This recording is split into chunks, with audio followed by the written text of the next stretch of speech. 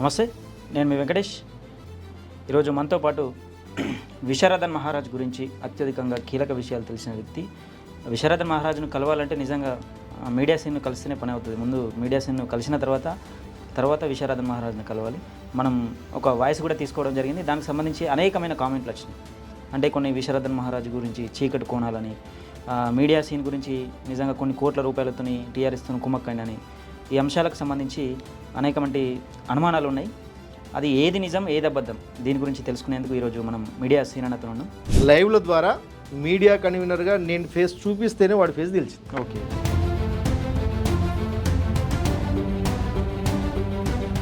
రాష్ట్ర వ్యాప్తంగా అప్పటి వరకు విశారదన్ ముఖం ఎవడికి తెలియదు. చాలా గొప్పగా ఇప్పుడు ఈ బహుజన సమాజానికి ఏంటంటే ఒక చాలా గొప్ప వ్యక్తిగా తనకు తాను పరిచయం చేసుకుంటున్న నేపథ్యంలో అంటే విశారదన్ అనేటువంటి ఈ సైకో గాడికి రాజకీయము రాజ్యాధికారము అనేటువంటి ఒక యాంగిలే లేదు అసలు. ఎంఆర్పిఎస్లో ఉండి అక్కడ 3 సార్లు బహిష్కరణకు గురైంది, కారణాలు ఏవైనా కూడా. బీఎస్పీలోకి వచ్చింది, ఇక్కడ 2 సార్లు బహిష్కరణకు గురైపోయింది. ఇక్కడ పుట్టగతులు లేవు.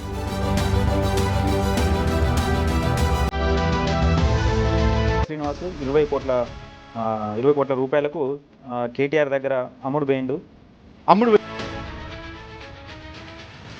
విశారదన్ మహారాజును ఏం చేయలేక ఇప్పుడు మీడియా శ్రీనివాస్ను లేదా కేటీఆర్ 20 కోట్ల కొనండి నన్ను కేటీఆర్. ఈ బీసీలందరి తరఫున బీసీ ప్రజల యొక్క రాజకీయ భవిష్యత్తు కోసం ప్రశ్నిస్తున్నటువంటి వ్యక్తిగా అతన్ని నువ్వు విభేదిస్తున్నావు అంటే అతను నీ వ్యక్తిగతం కోసం. ఎవరన్నా కాదన్నా కూడా ఈరోజు ఈ తెలంగాణ రాష్ట్రంలో బీసీలకి ఒక ఒక ఒక గొంతు ఉన్నదంటే తీన్మార్ మల్లన్న అని చెప్పని నిర్మోహమాటంగా ప్రతి ఒక్కరు కూడా ఆమోదించాల్సినటువంటి చెప్పుకోవాల్సినటువంటి విషయం. 20 పైసల వాల్యూ లేదు విశాఖదానికి. 20 మాదిగా ఉద్యోగస్తులారా, మీకు ఒక విషయం చెప్తున్నాను, మీరు దయచేసి వాడిని ఇంట్లోకి రానివ్వకండి. కార్యకర్తలారా, మీరు వాడిని ఇంట్లోకి రానివ్వకండి. ఇంట్లోకి వచ్చినట్లయితే పెళ్ళానికి మొగడికి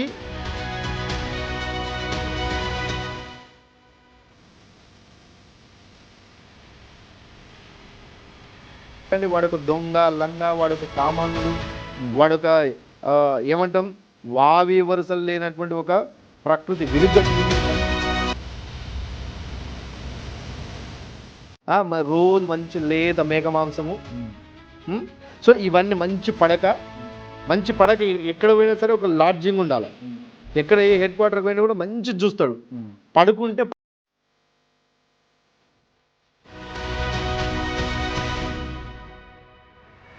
నమస్తే, నేను మీ Venkatesh. Welcome to TMR news. ఈరోజు మనతో పాటు విశారదన్ మహారాజ్ గురించి అత్యధికంగా కీలక విషయాలు తెలిసిన వ్యక్తి. విశారదన్ మహారాజును కలవాలంటే నిజంగా మీడియా సీన్ను కలిస్తేనే పని అవుతుంది. ముందు మీడియా సీన్ను కలిసిన తర్వాత విశారదన్ మహారాజును కలవాలి. మనం ఒక వాయిస్ కూడా తీసుకోవడం జరిగింది. దానికి సంబంధించి అనేకమైన కామెంట్లు వచ్చినాయి. అంటే కొన్ని విశారదన్ మహారాజు గురించి చీకటి కోణాలని, మీడియా సీన్ గురించి నిజంగా కొన్ని కోట్ల రూపాయలతోని టీఆర్ఎస్తో కుమ్మక్కైందని, ఈ అంశాలకు సంబంధించి అనేకమంది అనుమానాలు ఉన్నాయి. అది ఏది నిజం ఏది అబద్ధం దీని గురించి తెలుసుకునేందుకు ఈరోజు మనం మీడియా సీన్ అన్నతో ఉన్నాం. నమస్తే అన్న. నమస్తే. నిజంగా విశారదన్ మహారాజుకు మీకు ఎట్లా పరిచయం ఏర్పడేది? అసలు మీడియా శ్రీనివాస్ అంటే నిజంగా మీ పేరే మీడియా శ్రీనివాస? మీడియా అనేది మీకు ఎట్లా వచ్చింది అసలు ముందు పేరు? నమస్తే అన్న, ముందుగా మీరు బాగున్నారని చెప్పి అనుకుంటున్నా. యాక్చువల్గా మీరు ఏదైతే నన్ను ఒక ఆడియో కాల్లో తీసుకొని మాట్లాడినప్పటి నుండి చాలా యూట్యూబ్ ఛానల్ వాళ్ళు చాలామంది పిలుస్తూ ఉన్నారు. చాలామంది అన్న మీతో మాట్లాడాలని చెప్పి అంటున్నారు. కాకపోతే నాకున్నటువంటి కొన్ని పరిస్థితుల దృష్ట్యా నేను రాలేకపోయాను. సో మీతో నేను ఆడియోలో మాట్లాడినా కాబట్టి ఖచ్చితంగా మీరు పిలిచి రావాలి అనేటువంటి ఉద్దేశంతో రావడం జరిగింది. అంటే నాకు కూడా కొన్ని క్లారిఫికేషన్స్ 100% మీరు మాట్లాడిన మాటలకు నాకు కొన్ని కాల్స్ వస్తున్నాయి ఈ మధ్య కాలంలో. చాలా మంది నిజమేనా, నువ్వు ఎట్లా మాట్లాడుతావు, అట్లా అసలు చెప్పింది మీరు, కాకపోతే క్లారిఫికేషన్ కావడం కోసం మీ ముందుకు వచ్చిన ఖచ్చితంగా అది అవసరం. సో వాస్తవానికి నన్ను మీడియా శ్రీనివాస్ అని చెప్పి ఎందుకంటారు అనేటువంటి విషయము విశారదన్ టీంతో ఉన్నటువంటి వాళ్ళకు ఆల్మోస్ట్ తెలుసు. బట్ బయట సమాజానికి మీడియా శ్రీనివాస్ అంటే ఏ మీడియాలో పనిచేస్తాడు అనేటువంటి ఒక డౌట్ ఉంటుంది. అవును. సో వాస్తవానికి మిత్రమా, నేను విశారదన్ ఉద్యమంలో 2015 చివరి అంకంలో 15-16 ఆ టైంలో విశారదన ఉద్యమానికి నేను అటాచ్ అయిన తర్వాత దాదాపు 1 సంవత్సర కాలం పాటు ఆ ఉద్యమంలో మండల స్థాయిలో, గ్రామ స్థాయి నుండి మండల స్థాయి, నియోజకవర్గ స్థాయి, జిల్లా స్థాయి ఇట్లా ఈ విధంగా పనిచేస్తూ రాష్ట్ర స్థాయి వరకు పనిచేసేటువంటి ఒక అవకాశము అతి స్వల్ప కాలంలో వచ్చింది. ఓకే. సో అదే సమయంలో మీ అందరికీ తెలుసు 1 yearలో మీరు రాష్ట్ర స్థాయికి వెళ్ళిపోయారు. ఎస్. సో అదే క్రమం లోపల అందరికీ తెలుసు విశారదం చేసినటువంటి ఆ 5,000 కిలోమీటర్ల పాదయాత్ర అని చెప్పి ఒకటి ఉంటుంది. ఫస్ట్ చేసినటువంటి పాదయాత్ర, అంతకంటే ముందు సైకిల్ యాత్ర చేసిండు, కానీ తర్వాత చేసినటువంటి ఫస్ట్ పాదయాత్ర 5,000 కిలోమీటర్ల పాదయాత్ర.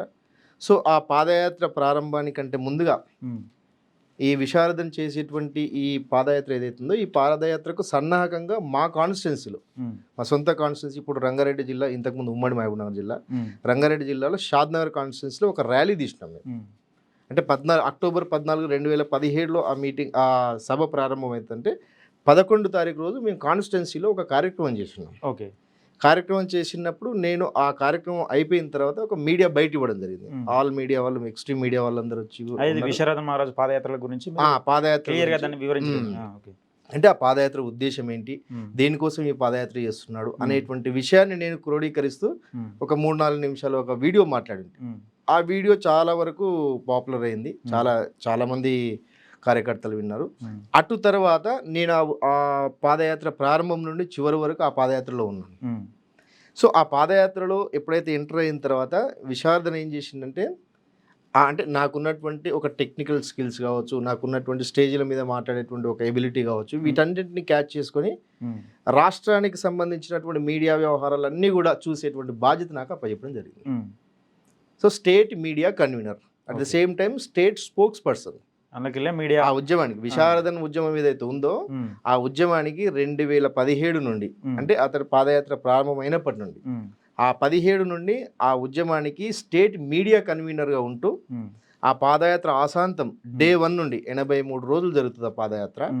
డే 1 నుండి 183వ రోజు వరకు, అంటే వరంగల్లో ముగింపు సభ వరకు కూడా ప్రతిరోజు విశారదం చేసినటువంటి ఆ పాదయాత్రకు సంబంధించినటువంటి route map, at the same time pilot వరకు, అట్ ద సేమ్ టైం ప్రతిరోజు అతను పాదయాత్ర చేసినటువంటి క్రమంలో ఉన్నటువంటి ప్రతి విషయాన్ని మీడియాకి నేను అందించడం, మీడియాని కోఆర్డినేట్ చేస్తూ ఉండడం, ఈ విధంగా ఈ వ్యవహారాలు చేసే క్రమంలో నన్ను అందరూ కూడా మీడియా సీన్ అని చెప్పానండి. ఓకే.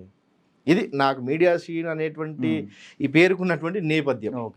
సో ఈ క్రమంలో మీడియా శ్రీనివాస్గా నేను నాకు ఇచ్చినటువంటి బాధ్యతను రాష్ట్ర వ్యాప్తంగా, అప్పటి వరకు విశారదన ముఖం ఎవరికి తెలియదు. 2017 వరకు, అప్పటి వరకు ఏదో ఉస్మానియా యూనివర్సిటీలో ఒక పిహెచ్డి చేస్తూ స్కాలర్గా ఉంటూ ఏదో మంచి స్పీచ్లు ఇస్తాడు అనేటువంటి అదే తెలుసు తప్ప, అప్పటి వరకు ఈ ఉద్యమానికి కానీ విశారదనికి కానీ మీడియా ముఖంలో అతని ఫేస్ ఎవరికి తెలియదు. ఓకే. సో ఆ పాదయాత్రలో ప్రతిరోజు కూడా సోషల్ మీడియాని ఉపయోగిస్తూ ఫేస్బుక్ లైవ్లు పెడుతూ, ఆ ఫేస్బుక్ లైవ్ ద్వారానే వీడి ఫేస్ తెలుసు.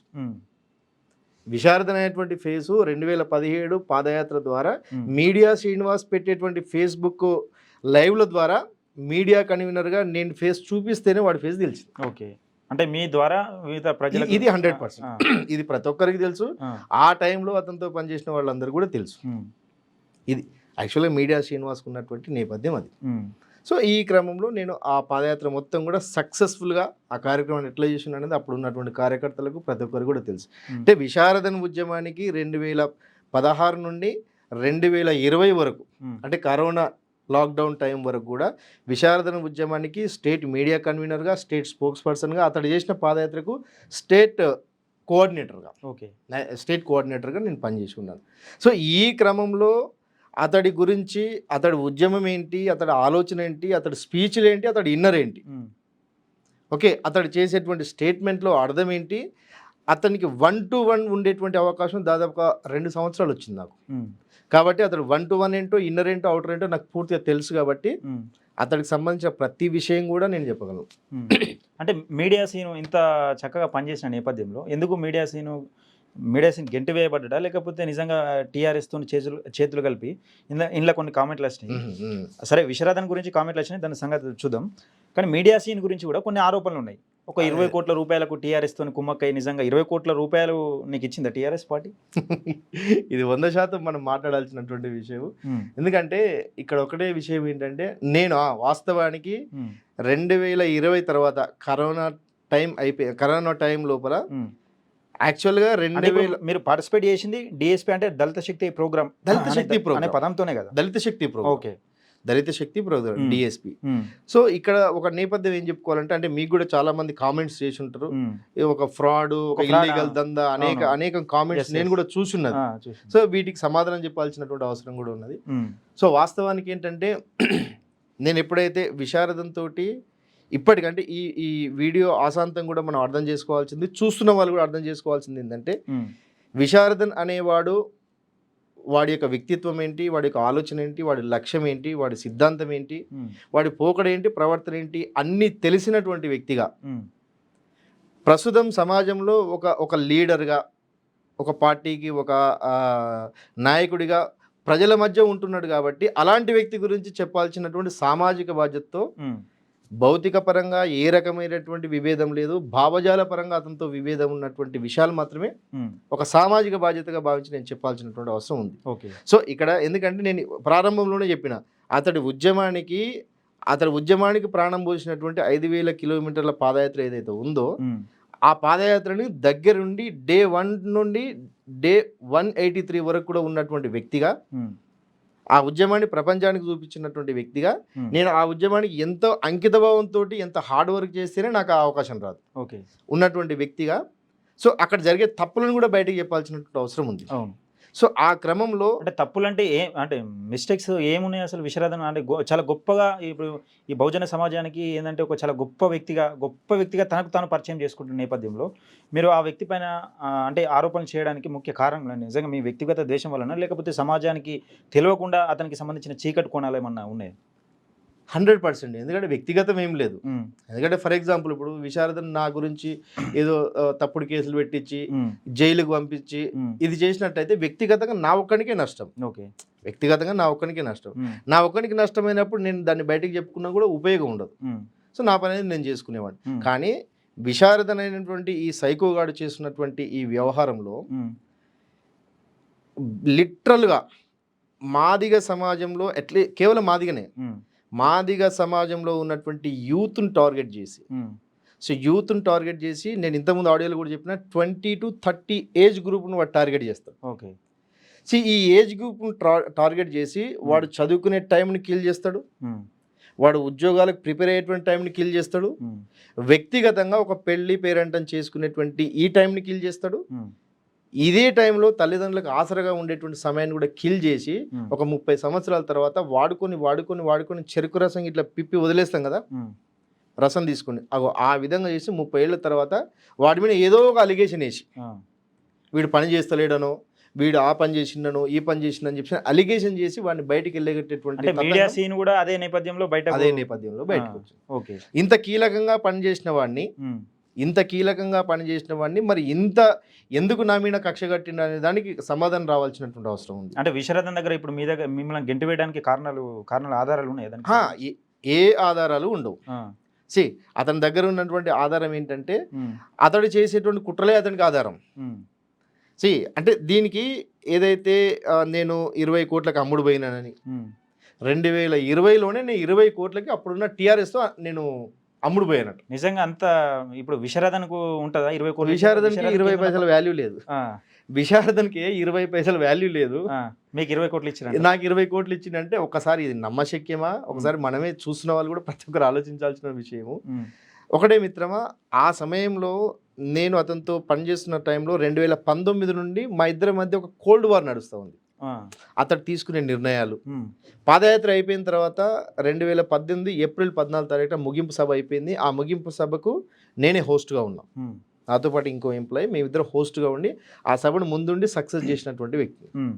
ఆ సభ అనంతరం ఏది మాదిగల మహారాజులు అని చెప్పే కార్యక్రమం, పట్టాభిషేకం, మహారాజుల పట్టాభిషేకం అని చెప్పి ఒక కార్యక్రమం ముగింపు సభ జరిగింది. దానికి దాదాపు 1,00,000 మంది వచ్చారని చెప్పి అనుకుంటాడు, కానీ అక్కడ 30-35 వేల మంది వచ్చారు జేఎన్ఎస్ గ్రౌండ్లో, వరంగల్లో. సో అది అయిపోయిన తర్వాత సరే మంచిగా చెడుక ఒక అభిమానులు కావచ్చు, కార్యకర్తలు కావచ్చు, దాదాపు ఒక 30-40 వేల మంది వచ్చారు. వచ్చినటువంటి వాళ్ళని ఒక క్యాడర్గా మలుచుకునేటువంటి ఒక క్రమంలో క్యాడర్ క్యాంపులు పెడదామనేటువంటి ఒక ఆలోచన ఇవ్వడం, కొంచెం ప్రోగ్రెసివ్గా ఉద్యమాన్ని. ఎందుకంటే యాక్చువల్గా విశారదన్ ఉద్యమానికి నేను అట్రాక్ట్ అయిన ఉద్దేశం ఏంటంటే, అప్పటి వరకు అంబేద్కర్ ఐడియాలజీ అనేది నాకు మొదటగా తెలిసినటువంటి వ్యక్తి ఎవరంటే మందకృష్ణ మాదిగ. సో మందకృష్ణ మాదిగ అంటే అంబేద్కర్ అంటే మందకృష్ణ మాదిగ గుర్తొచ్చేలాగా, అంటే ఎంఆర్పిఎస్ అంటూ మాదిగలను ఒక ఉనికి ఉద్యమాన్ని తీసుకెళ్తూ ఉన్నటువంటి క్రమం లోపల అతడిపైన అనేక రకాల అలిగేషన్స్ వస్తున్నటువంటి టైం లోపల సో ఈ విశారదన్ అనేటువంటి వాడు వీడి యొక్క స్పీచ్లు ఏదో ఓయూలో ఒక తీన్మార్ తడాకా అనేటువంటి ఒక దాంట్లో ఒక ఆ స్పీచ్ చూసి కొద్దిగా అగ్రెసివ్ ఆ మాటలు చూసి నిజంగా అట్రాక్ట్ అయినాం. అరే అమ్మ ఏదో బాగా చెప్తున్నాడు కదా, బాగా స్పీచ్లు ఇస్తున్నాడు కదా, ఒక నాయకునిలాగా కనబడుతున్నాడు కదా అని చెప్పేసి అని కొంతమంది మిత్రుల ద్వారా విషయం తెలిసిన తర్వాత ఇతను 1-to-1 నేను ఇట్లా మనం ఎట్లా కూర్చున్నాం అట్లా కలిసినమాట. కలిసింది అసలు ఏంటి మీ లక్ష్యం ఏంటి, మీరు ఏం చేయాలనుకుంటున్నారు ఏంటి అంటే సింపుల్గా ఒకటే చెప్పిండు, ఒక 6 నెలల పాటు ప్రయాణం చేయి మిత్రమా, నీకు అన్ని విషయాలు అర్థమైపోతాయి. బెటర్గా ఏంటంటే బీజేపీకి ఆర్ఎస్ఎస్ ఏ విధంగా అయితే కల్చరల్ మూమెంట్ని ఏదైతే బేస్ ఉంటుందో ఆ విధంగా బహుజన్ సమాజ్ పార్టీ బీఎస్పీకి డిఎస్పీ ఆ విధమైనటువంటి పని చేస్తుంది. అంటే ఏనుగు గుర్తును ప్రమోట్ చేయడము, కుమారి మాయావతి గారిని పీఎం చేసేటువంటి లక్ష్యంతో ఇది ఉన్నది. మీరు ప్రయాణం చేస్తూ ఉండండి, ప్రయాణంలో మీకు అన్ని విషయాలు తెలుస్తాయి అనేటువంటి విషయం చెప్పేసరికి అప్పటి వరకు కాన్షీరాము, ఏనుగు గుర్తు, బహుజన్ ఐడియాలజీ అంటే కొంత ప్రాథమిక పరిచయం ఉన్నటువంటి నేను నాకున్నటువంటి ప్రాథమిక పరిచయాన్ని కొనసాగింపుగానే ఇది ఉంది కదా అనేటువంటి కోణంలో డిఎస్పీ ఫర్ బిఎస్పీ అంటేనే దాంట్లోకి మనం రావడం జరిగింది. ఓకే, అంటే మన ఆలోచన అదే ఉంటుంది కదా, ఇదే ఇక్కడ ప్రోగ్రెస్ ఉంటేనే, అంటే చెప్పే దాంట్లో ప్రోగ్రెస్ ఉంటేనే మనం అక్కడ ఉంటాం. అంటే ఇది ఇప్పుడు డిఎస్పీ అనేది పార్టీగా మారిన తరుణంలో మీరు ఉన్నారా? లేదు, అసలు అంటే ఈ పార్టీ ఎట్లా మారింది, ఎందుకు మారింది అనేది మనం కొంచెం చివరిలో చెప్పుకుందాము. సో ఈ డిఎస్పీ అనేది బిఎస్పీ కోసమే. ఎన్నికల సమయం లోపల మనము ఏనుగు గుర్తుకే ఓటు వేస్తాము. ఏనుగు గుర్తును మనం ప్రచారం చేయడం కోసం మాత్రమే, ప్రమోట్ చేయడం కోసం మాత్రమే మన రాజకీయ వేదిక బ్యాక్ బోన్ గా ఆర్ఎస్ఎస్ ఎట్లా ఉంటుంది బీజేపీకి, ఆ విధంగా మనం బ్యాక్ బోన్ గా ఉంటాము. కల్చరల్ మూవ్మెంట్ అవసరము, పార్టీకి అనుబంధంగానే ఉండేటువంటి సంఘం అని ఒక ప్రాథమికంగా చెప్పడంతోనే ఒక అంచనాకు వచ్చి నిర్ణయం తీసుకుని అతనితో జర్నీ చేయడం జరిగింది. ఈ జర్నీలో 2019 ఆ టైంలో ఒక ఇన్సిడెంట్, 2019 ఆ టైంలో అప్పుడు పార్లమెంట్ ఎన్నికలు వచ్చినాయి. ఆ పార్లమెంట్ ఎన్నికల సందర్భంలో అప్పుడున్నటువంటి ఈ స్టేట్ కోఆర్డినేటర్గా ఉన్నటువంటి వీర్ సింగ్ గారు ఎంపీ, అప్పుడు ఎంపీ ఉండే ఆయన కోఆర్డినేటర్గా ఉండి ఆయనని పిలిచి ఒక పోస్టర్ రిలీజ్ చేసినాం. ఓకే, భారత రాజ్యాంగం రక్షించబడాలంటే బహుజన్ సమాజ్ పార్టీనే మనం రక్షించుకోవాలి, బహుజన్ సమాజ్ పార్టీకి మనం ఓటేయాలి, ఏనుగు గుర్తుకు మనం ఓటేయాలి, అక్క మాయావతిని మనం పీఎం చేసుకోవాలి అనేటువంటి ఒక పోస్టర్ రిలీజ్ చేసిన సందర్భంలో సో మనం అవుటర్గా మీడియా ముందు నేనే స్పోక్స్ పర్సన్గా, నేనే మీడియా కోఆర్డినేటర్గా, కన్వీనర్గా మీడియా ప్రెస్ మీట్ పెట్టి ఆ ప్రెస్ మీట్లో నేనే చెప్పి బహుజన్ సమాజ్ పార్టీకి మా ఓటు అని చెప్పి మా సాంస్కృతిక ఉద్యమానికి, మా సాంస్కృతిక వేదికకు దగ్గర రాజకీయ వేదిక కేవలం బహుజన్ సమాజ్ పార్టీనే. సో కాబట్టి డిఎస్పీ కార్యకర్తలందరూ కూడా బహుజన్ సమాజ్ పార్టీకి ఓటు వేయాలి, ప్రతి ఎన్నికల సందర్భంలో మనం ఇదే నిర్ణయం తీసుకుంటాము, ఇప్పుడు కూడా మనం ఇదే నిర్ణయం అని చెప్పి ఓపెన్ స్టేట్మెంట్ ఒకటి ఇచ్చినాం. సో ఇచ్చిన తర్వాత మరి మనం స్టేట్మెంట్ ఇచ్చినాము, ఇప్పుడు మనం వేయమన్నటువంటి పార్టీకి ఓటు వేయమని చెప్పినప్పుడు మనం ప్రచారంలోకి వెళ్ళి ప్రచారం చేసి ఇల్లు తిరిగి ప్రచారం చేస్తేనే కదా ఓట్లు పడేది. సో ఈ విధంగా ప్రచారం చేద్దాం అనేటువంటి ఒక ఇంటర్నల్ 1-to-1 డిస్కషన్లో ప్రచారం మాత్రం చేయం, మనం ఎట్లా ఓట్లు స్టేట్మెంటే ఇస్తాం అంతే. ఈ స్టేట్మెంట్ ఇవ్వడం ద్వారా ఎంత కుట్ర చూడండి. విశారదన్ అంటేనే కుట్ర, వాడి జీవితం మొత్తం కూడా కుట్రనే, కుట్రలు, కుతంత్రాలు, అసూయ, ఒకడు ఎదుగుతుంటే చూసి ఓడ్చుకోలేకపోవడము, అతని జీవితం అంతా కూడా ఇదే. అతని ప్రారంభం నుండి చివరి వరకు అదే ఉంటుంది, ఇక ముందు కూడా అదే ఉంటుంది. సో ఈ క్రమంలో మరి ఎట్లా మనం ప్రచారంలోకి పోవాలి కదా అని చెప్పి టైంలో అతడు చెప్తున్నటువంటి మాట ఏంటంటే, నేను ఇంతకుముందు ఆడియోలో కూడా చెప్పిన, ఆడియో విన్న వాళ్ళకి ఇది తెలుస్తుంది. ఎప్పుడైతే బహుజన్ సమాజ్ పార్టీ పేరు చెబుతూ బహుజన్ సమాజ్ పార్టీకి ఏనుగు గుర్తుకు ఓటేస్తామని చెబితేనే సమాజం మనల్ని రిసీవ్ చేసుకుంటుంది, దళిత శక్తిగా మనల్ని రిసీవ్ చేసుకుంటుంది. లేకుంటే మనకి ఎగ్జిస్టెన్స్ ఉండదు. మనం బయటికి మాత్రం పార్టీకే ఓటు అంటాం, కానీ మనం ఓటు వేయించేటువంటి క్రమంలో మనం ఎక్కడ కూడా ప్రచారంలో ఉండము. అట్లా ఎట్లా పడుతుంది ఎట్లా ఓటు మరి? అదే ఓటు పడకూడదు, బయటికి ఏమో వేయాలని చెప్పి అంటే ఇంటర్నల్ గా కుట్రలు వేరే ఉన్నాయి. తిట్టని పోరా గాడి కొడుకు అని చెప్పి అంటారు కదా. అంటే నేను వేస్తా అంట కానీ వేయకుండా ఉండేదానికి కుట్రలు చేస్తూ ఉంటా. దీనికి ఇన్నర్ ఐడియాలజీ ఏంటంటే, అంటే ఈయన ఉద్దేశం ఏమైనా లోపల ఏమైనా ఉన్నదా? ఆ ఉద్దేశం ఏంటంటే బహుజన్ సమాజ్ పార్టీ బలహీన పడితేనే, ఇప్పుడు ఫర్ ఎగ్జాంపుల్ బహుజన్ సమాజ్ పార్టీకి ఒక 2% ఓట్లు వచ్చినాయి అనుకోండి. 2% ఓట్లు వస్తే వెనుక పనిచేసినటువంటి వ్యక్తులకు వస్తా, పార్టీకి వస్తుందా? పార్టీకి అల్టిమేట్ గా పార్టీకి ఇన్ని పర్సెంటేజ్ ఓట్లు వచ్చినాయి, పార్టీ బలపడుతుంది, పార్టీ బలపడుతుంది. సో నువ్వు ఓట్లు వేసి నువ్వు ప్రచారం చేస్తే పార్టీ బలపడుతుంది, నీ ఉద్యమం బలపడదు కదా. కాబట్టి మనం వేస్తామంటాం కానీ ఎక్కడ ప్రచారం చేయం. అవసరం అంటే నీ ఇష్టం వేసుకో ఇంటర్నల్ గా. సో ఈ రకమైనటువంటి కుట్రతోటి, అంటే తల్లి పాలు స్టేట్మెంట్ల వరకే పరిమితం కానీ మనం ఓట్లు ఈ క్రమంలో అతడు కేవలం ఓట్లు వేయించేటువంటి వ్యక్తిగా కాకుండా జస్ట్ స్టేట్మెంట్లకే పరిమితమైనటువంటి. ఇంటర్నల్ గా వాళ్ళకి చెప్పేటువంటి జిల్లా కన్వీనర్లకు చెప్పేటువంటి విషయం ఏంటంటే, మనం ప్రచారం చేయము, ఓటు వేస్తామని చెప్పి చెప్తాం. ఎందుకంటే పార్టీ బలహీనమైతేనే మన ఉద్యమం బలపడుతుంది. ఓకే, ఇది ఒక సెంట్రల్ ఐడియా. అంటే దీన్ని ఇతని ఉద్యమం బలపడితే ఈయనకు వచ్చే లాభం ఏంటిది అసలు? అంటే ఇంటర్నల్గా ఏమైనా కోరుకుంటుండా, లేకపోతే బీఎస్పీ పార్టీని వీక్ అయిన తర్వాత ఇప్పుడు డిఎస్పీ దళిత శక్తి అనేది బీఎస్పీ పార్టీని బలపరిచేందుకే కదా. ఇంటర్నల్ గా వీక్ అయితే ఇతనికి ఏం అయితే ఇంటర్నల్ గా వీక్ అయితే ఏంటంటే, ఈ తెలుగు రాష్ట్రాల్లో అంటే ఈ తెలంగాణలో ఇక బీఎస్పీ పని అయిపోయింది, ఆల్టర్నేటివ్ నేనే. ఇంకా ఆల్టర్నేటివ్ నేనే. ఇప్పుడు కృష్ణమాదిక్ గారు ఉన్నారు, ఆయన ఎంఆర్పిఎస్ ఉద్యమము. ఓకే, దెన్ అంతకుముందు ఆర్ఎస్ ప్రవీణ్ కుమార్ ఉండి ఆయన స్వేరో అనుకుంటూ బీఆర్ఎస్ అంటే ఇప్పుడు ఉన్నటువంటి బీఆర్ఎస్ కంటే టీఆర్ఎస్ కు అనుబంధ సంఘంగా పనిచేస్తూ ఉన్నాడు. సో నేను ఇక బహుజన రాజకీయం అంటే మాదిగలకు, ఎస్పెషల్గా మాదిగలకు నేనే నాయకుడిని, పార్టీ పని అయిపోయింది, ఇంకా నేనే ఆల్టర్నేటివ్ అనేటువంటి ఇండికేషన్ బయటికి పంపించడం కోసం మాత్రమే. సో ఇదొక కుట్ర అనమాట. అంటే బహుజన్ సమాజ్ పార్టీ నిజంగా ఇక్కడ మనం ఒక కొటేషన్ బాగా గుర్తు చేసుకోవాలి. కాంశీరామ్ గారు బ్రతుకుండగానే ఏం చెప్పిండంటే, నా మరణానంతరం ఏనుగు గుర్తు నీకు ఏ రూపంలో వచ్చినా కూడా అక్కడ నేను బతికున్నట్టే అన్నాడు. ఓకే, అవునా కదా. నా మరణానంతరం ఏనుగు గుర్తు నీకు ఎవరి ద్వారా వచ్చినా కూడా, ఏ రూపంలో వచ్చినా కూడా నేను అక్కడ బ్రతికున్నట్టే. అంటే ఇప్పుడు మరి ఏనుగు గుర్తు నువ్వు అంతం చేయాలని చెప్పేసి కుట్రతో ఉన్నవాడివి, నువ్వు కాంశీరామ్ ఐడియాలజీని, కాంశీరామ్ పని విధానాన్ని, కాంశీరామ్ గారి పార్టీని నువ్వు ఎట్లా నువ్వు అది చేస్తున్నట్టు తీసుకోలేదు. పార్టీని నువ్వు అంతం చేయడానికి కూర్చున్నావు ఈ తెలంగాణలో. అవును, పార్టీని మొత్తం కూడా సమూలంగా అంతం చేయాలని చెప్పేసి కూర్చో, ఆ ఐడియాలజీ తోటి నువ్వు. అలాంటప్పుడు నీ కాంశీరామ్ గారి ఫోటో పెట్టుకునే అర్హత ఎక్కడిది అసలు? అవునా కదా.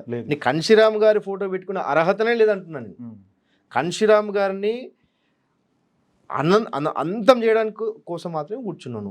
సో ఇంతకు మించి వేరే లక్ష్యం లేదు. ఓకే, ఈ విషయం ఇట్లా ఉంటారన్నా. మందకృష్ణ మాదిగకు నిజంగా ఏది విశ్వనాథన్ మహారాజుకు పరిచయం అయింది అసలు? ఈ విషయంలో కూడా మీరు చాలా ఆరోపణలు చేశారు. అంటే విశ్వనాథన్ మహారాజు క్యారెక్టర్ గురించి కానీ ఇతర అంశాల గురించి కానీ మనం చాలా వరకు చాలా కింద కొన్ని కామెంట్లు వచ్చినాయి. నిజంగా దాని గురించి కూడా కొన్ని వివరణలు ఇవ్వాల్సి ఖచ్చితంగా.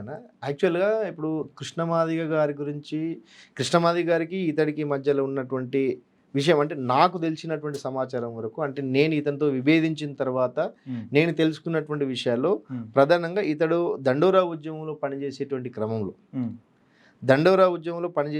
క్రమంలో వీళ్ళ మధ్య జరిగినటువంటి డిస్టర్బెన్సెస్ ఏమున్నాయంటే, ఇతడు మొదటి నుండి కూడా, అంతకంటే ముందు అంబేద్కర్ విద్యార్థి సంఘం అని చెప్పి ఒకటి పెట్టుకున్నాడు. ఓకే, సో అంబేద్కర్ విద్యార్థి సంఘం అని చెప్పి ఒకటి పెట్టుకున్నాడు. దాని తర్వాత దండోరా మూవ్మెంట్, దాని తర్వాత బహుజన్ సమాజ్ పార్టీ. సో ఈ విధంగా అతని ప్రయాణం కొనసాగుతుంది. అక్కడ ఏంటంటే ఎక్కడైనా సరే, నేను ఒకటే చూడండి, బహుజన్ సమాజ్ పార్టీలో బహిష్కరించబడ్డాడు. ఎంఆర్పిఎస్ ఉద్యమంలో దాదాపు 3 సార్లు బహిష్కరించబడ్డాడు. ఎంఆర్పిఎస్ ఉద్యమం. ఎందుకు ఒక వ్యక్తిని ఎందుకు బహిష్కరిస్తారు? సంఘానికి విరుద్ధంగా పనిచేస్తేనే. అంటే అందులో ఉండుకుంటున్నాయి అతను ఎక్కడైతే ఉంటాడో అక్కడ దాన్ని విచ్ఛిన్నం చేస్తూ ఉంటాడు, గ్రూపులుగా డివైడ్ చేస్తూ ఉంటాడు.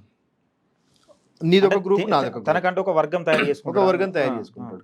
అంటే మంచిగా ఉన్నటువంటి వాతావరణం మొత్తం చెడగొడతాడు. వీడికి చెప్పేది వీడికి చెప్తాడు, వాడికి చెప్పేది వాడికి చెప్తాడు. ఎవడు ప్రశాంతంగా ఉండొద్దు.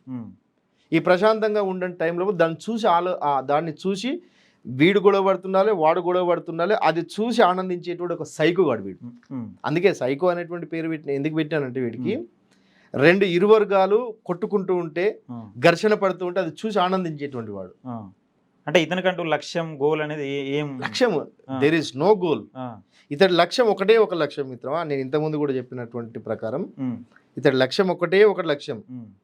కృష్ణమాదిగ గారితోటి విభేదించిన తర్వాత అక్కడ వర్గాలుగా గ్రూపులుగా కుట్రలు కుతంత్రాలు వాడిది వీడికి వీడిది వాడికి కొన్ని లేడీస్ వ్యవహారాలు ఇవన్నీ చేసిన క్రమంలో దాంట్లో నుండి బహిష్కరించిన తర్వాత అక్కడ వీడి సెల్ఫ్ ఒక స్టేట్మెంట్ చేసుకొని నేనేంటో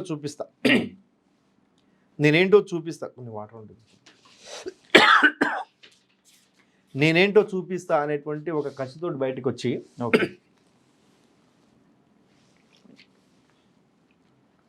ఈ తెలంగాణ రాష్ట్రంలో మాదిగలకు నేనే ప్రతినిధి కావాలి, కృష్ణ మాదిగ పేరు వినపడొద్దు, నేనే ప్రతినిధి కావాలి, మాదిగలకు నేనే నాయకుడు, నేనే మాదిగలంటే పేరు ఎవరు గుర్తు రావాలి, విశారదం గుర్తు రావాలి అనేటువంటి ఈ ఒకే ఒక లక్ష్యంతో అతడు మహా అంటే జీవించేది ఇంకొక 5-6 ఏళ్ళు బతుకుతాడు. ఈ బతుకున్నంత వరకు మాదిగలకు నేనే దేవుణ్ణి, నేనే గురువుని, నేనే నాయకుడిని, ఇదే తన లక్ష్యం. ఈ లక్ష్యంతో మాత్రం మందకృష్ణ మాదిగ గారి మీద ఉన్నటువంటి ఒక గ్రడ్జ్ తోటే ఒక కొత్త దుకాణం పెట్టుకొని, ఈ దళిత శక్తి అనేటువంటి ఒక దుకాణం పెట్టుకొని దానికి మహారాజులంటూ జాంబవంతుడంటూ ఒక పురాణ కథలు చెప్పుకుంటూ ఒక కొత్త ఐడియాలజీని నేనే క్రియేట్ చేస్తున్నట్టుగా, కొత్త నాతోటే మొదలవుతుంది.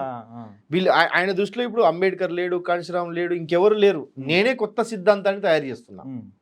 అందుకే విశారదన్ ఆలోచన విధానం వర్దిల్లాలి అని అనిపించుకుంటాడు. వర్దిల్లాలి విశారదన్ ఆలోచన విధానం. ఇగో నీ ఆలోచన ఏంది అసలు? నీ ఆలోచన ఇక్కడ ఏమవసరం? ఎవడి ఆలోచన ఏమీ అవసరం లేదు. ఆల్రెడీ మహనీయులకు సంబంధించిన ఒక జ్ఞానం ఉంది, ఆ జ్ఞానాన్ని మనం కొనసాగించాలి, ఆచరణకు మనం ప్రయత్నాలు చేయాలి తప్ప నీ కొత్త ఆలోచన ఏంది, నీ ఆలోచన ఏంది? ఇక్కడ నా ఆలోచన అన్న దగ్గరనే నీ అహం ఏంటో అనేది బయటపడుతుంది ఇక్కడ. ఓకే అన్న, అయితే ఈ దళిత శక్తి ప్రోగ్రామ్ అనేది దాన్ని పార్టీగా మలచడం వెనుక కూడా ఒక కుట్ర దాగి ఉన్నదని మీరు కొన్ని ఆరోపణలు చేశారు. నిజంగా దాన్ని ఏ విధంగా కుట్ర అంటారు మీరు? అయితే అన్న ఇక్కడ నేను ఒక విషయం చెప్పాలి. 2019లో ఠాగూర్ ఆడిటోరియంలో జరిగినటువంటి ఒక మీటింగ్లో యాక్చువల్గా మనం బిట్టర్గా చెప్పుకోవాల్సింది ఏంటంటే, విశారదన్ అనేటువంటి ఈ సైకో గాడికి రాజ్యాధికారము అనేటువంటి ఒక యాంగిలే లేదు అసలు. ఇది చాలా భయంకరమైనటువంటి ఎందుకు చాలా గొప్ప మేధావిగా తన కింద ఉన్న వాళ్ళకు మా సార్ గొప్ప మేధావి సార్ అంటే ఏకవచనంతోనే పిలిస్తే కొందరు ఓర్చుకోలేకపోతున్నారు, అంటే జీర్ణించుకోలేకపోతున్నారు. మీరు ఒక సైకో అని ముద్రేస్తున్నారు. నిజంగా కొన్ని అసలు ఎలాంటి గోల్ లేదు, రాజకీయ పరంగా ఎలాంటి గోల్ లేదు, కేవలం నేను ఒక మాదిగలకు హెడ్ బాస్గా మాత్రమే ఉండాలనే ఒక గోల్తోనే నడుస్తున్నాడు అని మీరు అంటున్నారు. అవును, కేవలం మాదిగలే. ఎందుకంటే మీరు చూడండి, ఇప్పటికి కూడా విశారదన ఎంబడి ఉన్న వాళ్ళందరూ కేవలం మాదిగలే. ఈ మాదిగల్లో కూడా మొన్న తీసినటువంటి లెక్కల ప్రకారం 15% ఏదో లెక్కలు తీసారు కదా మాదిగలు ఉంటారని చెప్పేసి. సో దీంట్లో మాదిగలు అంటే దాంట్లో 9% అని చెప్పి 9% రిజర్వేషన్ ఇచ్చింది కదా. అందులో ఇప్పటి వరకు స్టిల్ టుడే విశారదన అనేటువంటి ఈ సైకోగాడి ఉద్యమంలో, ఈ చిల్లరగాడి ఉద్యమంలో 1% మాదిగలు కూడా లేరు. 1% అంటే వీడి చెప్పేటువంటి ఆలోచన, వీడి చెప్పేటువంటి పుక్కిడి పురాణాలు, వీడి చెప్పేటువంటి మహారాజుల కథ ఇదంతా, అంటే ఇతని గురించి నిజాలు తెలిసిన వారు ఎప్పుడు ఈయన పక్కన లేరు, ఉంచుకోడు. 1% మాదిగలు కూడా విశారద అనేటువంటి సైకో గాడు ఎంబడి లేరు. సో 1% కూడా లేరు. సో అలాంటప్పుడు నువ్వు 1% కూడా 1% మాదిగల దగ్గరికి నువ్వు పోలేదు, 1% మాదిగల దగ్గరికి నువ్వు పోలేదు. సో ఇక మిగతా కులాలతో నీకు ఏం సంబంధం అసలు? మిగతా కులాలు నిన్ను ఎట్లా అడ్జేస్తాయి? ఈ మధ్యలో ఒక ఇంటర్వ్యూలో చూసిన నేను ఏమంటున్నంటే, విశారదన్ మహారాజ్ ఎంబడి ఎప్పుడు సీనియర్లు ఉండరు, సీనియర్లు ఎందుకు ఉండరు, నిజంగా సీనియర్లు ఉండకపోవడానికి కారణం ఏంటిది అంటే ఇతను చెప్తున్న సమాధానం ఏంటంటే, సీనియర్లట కొందరు పార్టీలతో కుమ్మక్క అవుతారట. నేను ఏ పార్టీ కాడ కూడా పోయి నేను బెండుగాను, కొన్ని సందర్భాలలో వాళ్ళతో కలవాల్సిన పరిస్థితి కలుస్తా కానీ నేను వాళ్ళతో కలిసే ప్రసక్తి ఉండదు, కొన్ని వేదికలలో కలుస్తా కానీ వాళ్ళతో అసలు నడిచే ప్రసక్తి ఉండదని అంటున్నాడు. దాని వెనుక ఎట్లుంటుంది? నిజంగానే పార్టీలకు తొత్తులుగా పనిచేస్తారా ఈయన ఎన్నుకున్న వాళ్ళు ఎవరైనా? ఈయన ఎన్నుకున్నటువంటి వాళ్ళు నిజంగా చెప్తున్నారు, సీనియర్లు కనబడకపోవడానికి ముఖ్య కారణం అదేనా, ఇంకా దీని వెనుక మన కుట్రున్నది? సీనియర్లు అంటే ఫర్ ఎగ్జాంపుల్ నేను కూడా ఒక సీనియర్గానే పరిగణించవచ్చు. ఓకే. సో నాలాంటి వాళ్ళు ఇప్పుడు నేను ఎందుకు విభేదించిన, లిటరల్గా అతడు చెప్పేటువంటి చెప్పేది ఒకటి ఉంది, చేసేది ఒకటి. ఇప్పుడు చెబుతున్నది ఏంది, మనం బీఎస్పీని అంటే బహుజన్ సమాజ్ పార్టీని, బహుజన రాజకీయాలను, కన్షరామ్ గారి యొక్క పార్టీని, ఐడియాలజీని, ఆలోచన ముందుకు తీసుకెళ్ళాలి అనేటువంటి ఒక సింగిల్ ఎజెండా తోటి ఉండడానికోనే మనం దాంట్లోకి వెళ్ళిన తర్వాత దానికి విరుద్ధంగా ఉన్నప్పుడు బయటకు వస్తారు అందరూ. అవును. వీడితోటి ఏం కాదు, వీడు ఒక ఫాల్త్ గాడు, వీడు ఒక చిల్లరగాడు, వీడు ఒక టైం పాస్ గాడు, టైం పాస్ చేస్తూ ఉన్నాడు. వీడి ఉద్యమం అంతా కూడా ఒక టైం పాస్ ఉద్యమం. మీరు చూడండి, ఇంతకుముందు 5,000 కిలోమీటర్ల పాదయాత్ర చేసిండు, దాంతో ఏం ఒరిగింది? అంటే ఇప్పుడు ఈ పాదయాత్రలు చేస్తున్నారు కరెక్ట్. ఈ పార్టీకి ఓటేయమని ఎక్కడ కూడా స్టేట్మెంట్ ఇప్పుడు ఇవ్వనప్పుడు, నువ్వు ఓటేయమని తిరిగినప్పుడు దానివల్ల ఫలితం ఎవరికి లేదు కదా, ఫలితం లేదు కదా. నువ్వు అల్టిమేట్ నీకు పాలిటిక్స్ అనుకున్నప్పుడు సరే మనం ఒక పోరాటం చేస్తున్నాం, దానివల్ల ప్రజలకు ఇది కావాలి, ఈ పార్టీ అయితేనే నిజంగా పాసిబుల్ అవుతుంది, ఈ పార్టీకి ఓట్లేయమని చెప్తే దానికి ఒక అర్థం ఉంటుంది. ఎలాంటి పార్టీకి ఓటేయమనకుండా నీ పోరాటం ఎవరి కోసం? అంతే కదా, నీ పోరాటం నువ్వు ఆ టైంలో నువ్వు ఏదో స్టేట్మెంట్ ఇచ్చి నువ్వు బయట వేరే అగ్రకుల పార్టీలకు నువ్వు మేలు చేస్తున్నటువంటి పని చేస్తున్నావు నీ యొక్క సంఘం ద్వారా. అంటే ఇతను వెనుక ఏదైనా అగ్రకుల పార్టీ నిజంగా పెద్దలు. అయితే నేనేమనుకుంటానంటే అగ్రకుల పార్టీలు, ఆధిపత్య కుల పార్టీలు కేర్ చేసేటువంటి స్థాయిలో కూడా విశారదం లేడా, ఆ స్థాయి కూడా లేదు. ఎందుకంటే ఇతను ఎంబడి ఏదో గుంపు ఉందని చెప్పేసి అని, ఏదో ఉందని చెప్పేసి అని అనుకునేటువంటి పరిస్థితి కూడా లేదు. ప్రతిసారి ప్రెస్ మీట్ పెట్టినప్పుడు చూస్తా ఈ మధ్యలో అన్ని కొత్త ఫేసులు, నిజంగా జెండాలు అంటేనే కొత్తగా ఏదో ఇప్పుడే చూస్తున్నాం అనే విధంగా కొన్ని కనబడతా ఉన్నాయి. అవును. సో ఇంతే మిత్ర, నేను వాస్తవానికి ఏమంటున్నానంటే ఆ ఉద్యమంలో ఎప్పటికప్పుడు కొత్త వాళ్ళు ఒక 1 year ఉన్నాం అనుకోండి, 1 year ఉంటే ఈ కథ అంతా కూడా తెలిసిపోతుంది. ఇదంతా ఒక టైం పాస్ అని చెప్పి తెలిసిపోతుంది. టైం పాస్ అని చెప్పి ఎప్పుడైతే తెలిసిపోతుందో దాదాపు ఇప్పటివరకు అతడితో స్టార్ట్ అయిన వాళ్ళు ఎవరూ లేరు. ఇప్పుడు ఎవరూ లేరంటే అర్థం ఏంటి? ఇతడు పోకడ కరెక్ట్ కాదు, ఇతడి విధానం కరెక్ట్ కాదు, ఇతడి ఆలోచన కరెక్ట్ కాదు, ఇతడి వల్ల సమాజానికి ఏమీ ఒరగదు. దానికి తోడుగా ఇతడి వల్ల అంబేద్కర్ ఐడియాలజీకి, బహుజన వాదానికి, మహనీయుల ఆలోచన విధానానికి విఘాతం కలుగుతుంది తప్ప ఇతని వల్ల ఉపయోగం లేదని చెప్పి నిర్ణయించుకొని అనేక మంది అందులో నుండి బయటకు వచ్చారు.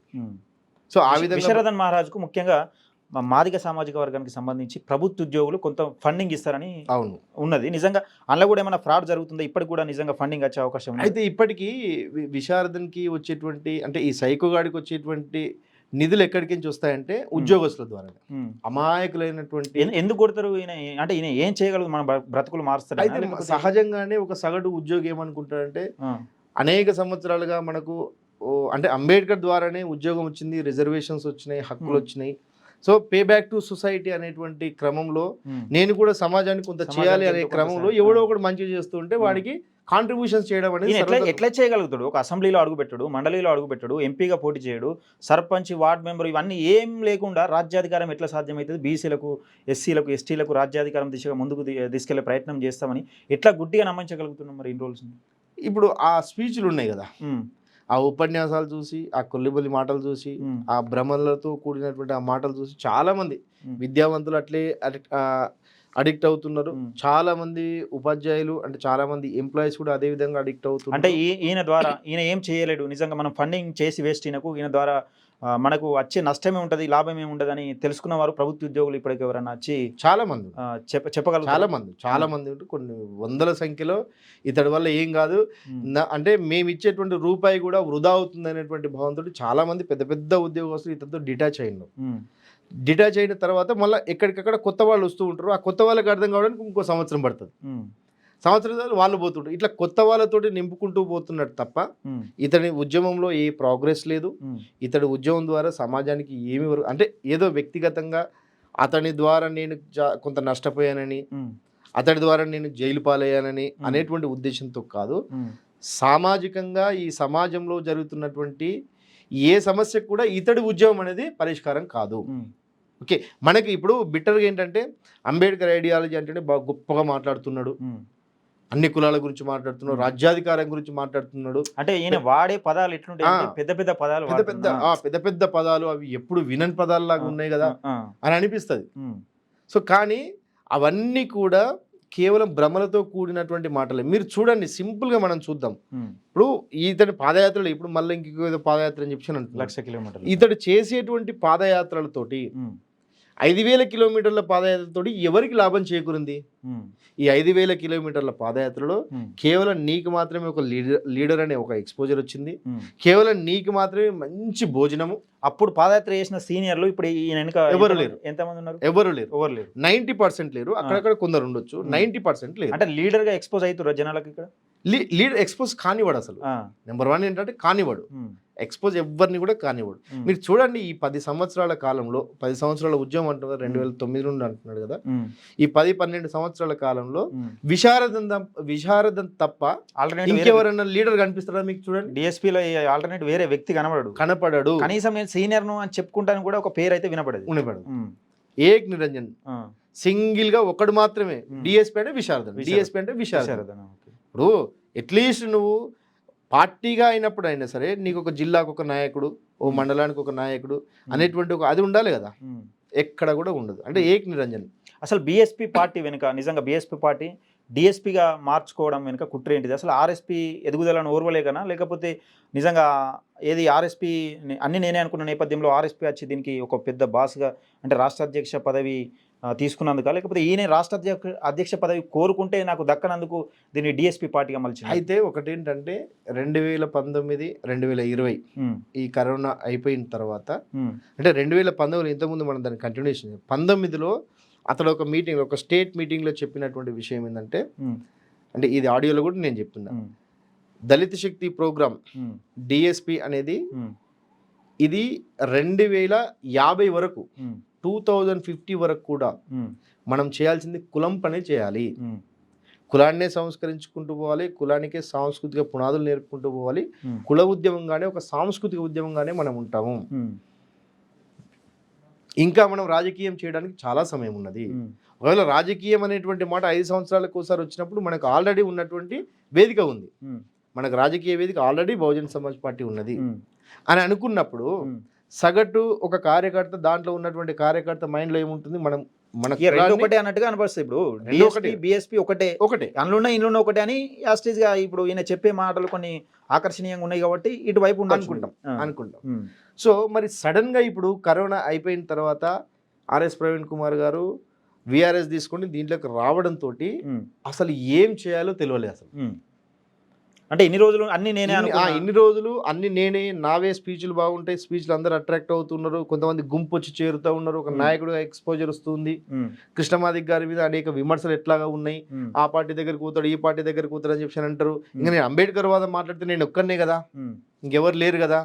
ప్రవీణ్ కుమార్ ఉంటే ఆయన స్వేరోగా ఆయన టీఆర్ఎస్ అనుబంధ సంఘంగా ఉన్నాడు. అంటే ఇక మాదిగల్లో అంబేద్కర్ వాదం గురించి మాట్లాడేది నేను ఒక్కనే అనేటువంటి ఒక భ్రమలో ఉండి ఒక్కసారిగా బహుజన్ సమాజ్ పార్టీలోకి ఆర్ఎస్ ప్రవీణ్ కుమార్ వచ్చేసరికి అసలు ఏం చేయాలని తోయక ఒక మైండ్ బ్లాంక్ అయిపోయి ఒక నైరాశ్యంలోకి వెళ్ళిపోయి కొన్ని రోజుల పాటు నిద్రలేని రాత్రులు గడిపింది. సో ఈ టైంలో నేను ఏం చేయాలి మరి ఇప్పుడు? అప్పటికప్పుడు ఇమీడియట్గా మునుగోడు ఉప ఎన్నికలు వచ్చినాయి. ఆ మునుగోడు ఉప ఎన్నికలు కూడా నాకు కొందరు బీఎస్పీ నాయకులు చెప్పిన కథ, వీళ్ళు ఏంటంటే వీళ్ళు కొన్ని విషయాలు చెప్పారు. బీఎస్పీ పార్టీని బలహీనపరిచేందుకు అక్కడ ఈయన ఒక అభ్యర్థిని పెట్టి 100%. ఎందుకంటే ఇతడి లక్ష్యమే అది కదా, ఎక్కడున్న పార్టీని బలహీనపరచడం. ఇప్పుడు మీరు చూడండి, ప్రవీణ్ కుమార్ వచ్చేంత వరకు కూడా బహుజన్ సమాజ్ పార్టీ గురించి వ్యతిరేకంగా ఒక్క మాట మాట్లాడలేదు. ఎప్పుడైతే ప్రవీణ్ కుమార్ వచ్చిండో నిజంగా నీకు పార్టీ బలపడాలి, పార్టీ ఉనికిలో ఉండాలి, పార్టీ గొప్పగా ఎదగాలి అనేటువంటి ఆలోచన నీకు గనక ఉంటే మరి ప్రవీణ్ కుమార్ అనేటువంటి ఒక వ్యక్తి వచ్చిండు. సరే, ఆయన ఏం పని చేసినా కూడా ఆయన గతంతో పక్కన పెడితే పార్టీని భుజాల మీద వేసుకోవడానికి తన ఉద్యోగానికి రాజీనామా చేసి వచ్చిండు అనుకుందాం. ఓకే, అంటే మహనీయుల యొక్క రాజకీయ వారసత్వం, అంటే రాజ్యాధికారం స్టేజ్ మీద ఎప్పుడైనా కనబడ్డారా? ఇద్దరు అంటే కొన్ని వేదికల్లో పంచుకోవచ్చు, 1-2 వేదికల్లో పంచుకున్నారు. అయితే ప్రవీణ్ కుమార్ వచ్చిన తర్వాత అరే పార్టీకి ఒక వ్యక్తి వచ్చిందని చెప్పి నిజంగా నీ లోపల లక్ష్యం ఉంటే కలిసి పనిచేయడానికి ముందుకు వస్తావు. కానీ నువ్వు కసితో రగిలిపోయి అరే ఇన్ని రోజులు ఏమీ లేదనుకున్నటువంటి బహుజన్ సమాజ్ పార్టీ లేపడానికి వచ్చింది కదా అనేటువంటి ఒక అక్కస్తోటి అప్పటి నుండి ప్రవీణ్ కుమార్ మీద పడ్డాడు. అంటే ఒక కుట్రతోనే రగిలిపోతుంది. కుట్రతోటి అక్కడ క్లియర్ అయిపోయింది. అరే వీడు ఇన్ని రోజులు బీఎస్పీ కోసమే డిఎస్పీ అని చెప్పి అన్నాడు, కానీ ఇప్పుడు బీఎస్పీ బలపడుతూ ఉంటే ఆయన మీద విషం కక్కుతున్నాడు అన్న ఆ సందర్భంలో సగానికి సగం మొత్తం జనాలకు అర్థమైపోయింది వీడు బహుజన్ సమాజ్ పార్టీకి, ఏనుగు గుర్తుకు, బెహెన్జీకి వ్యతిరేకమైనటువంటి విషయాలు అక్కడ తేటతెల్లమైపోయింది. ఓకే.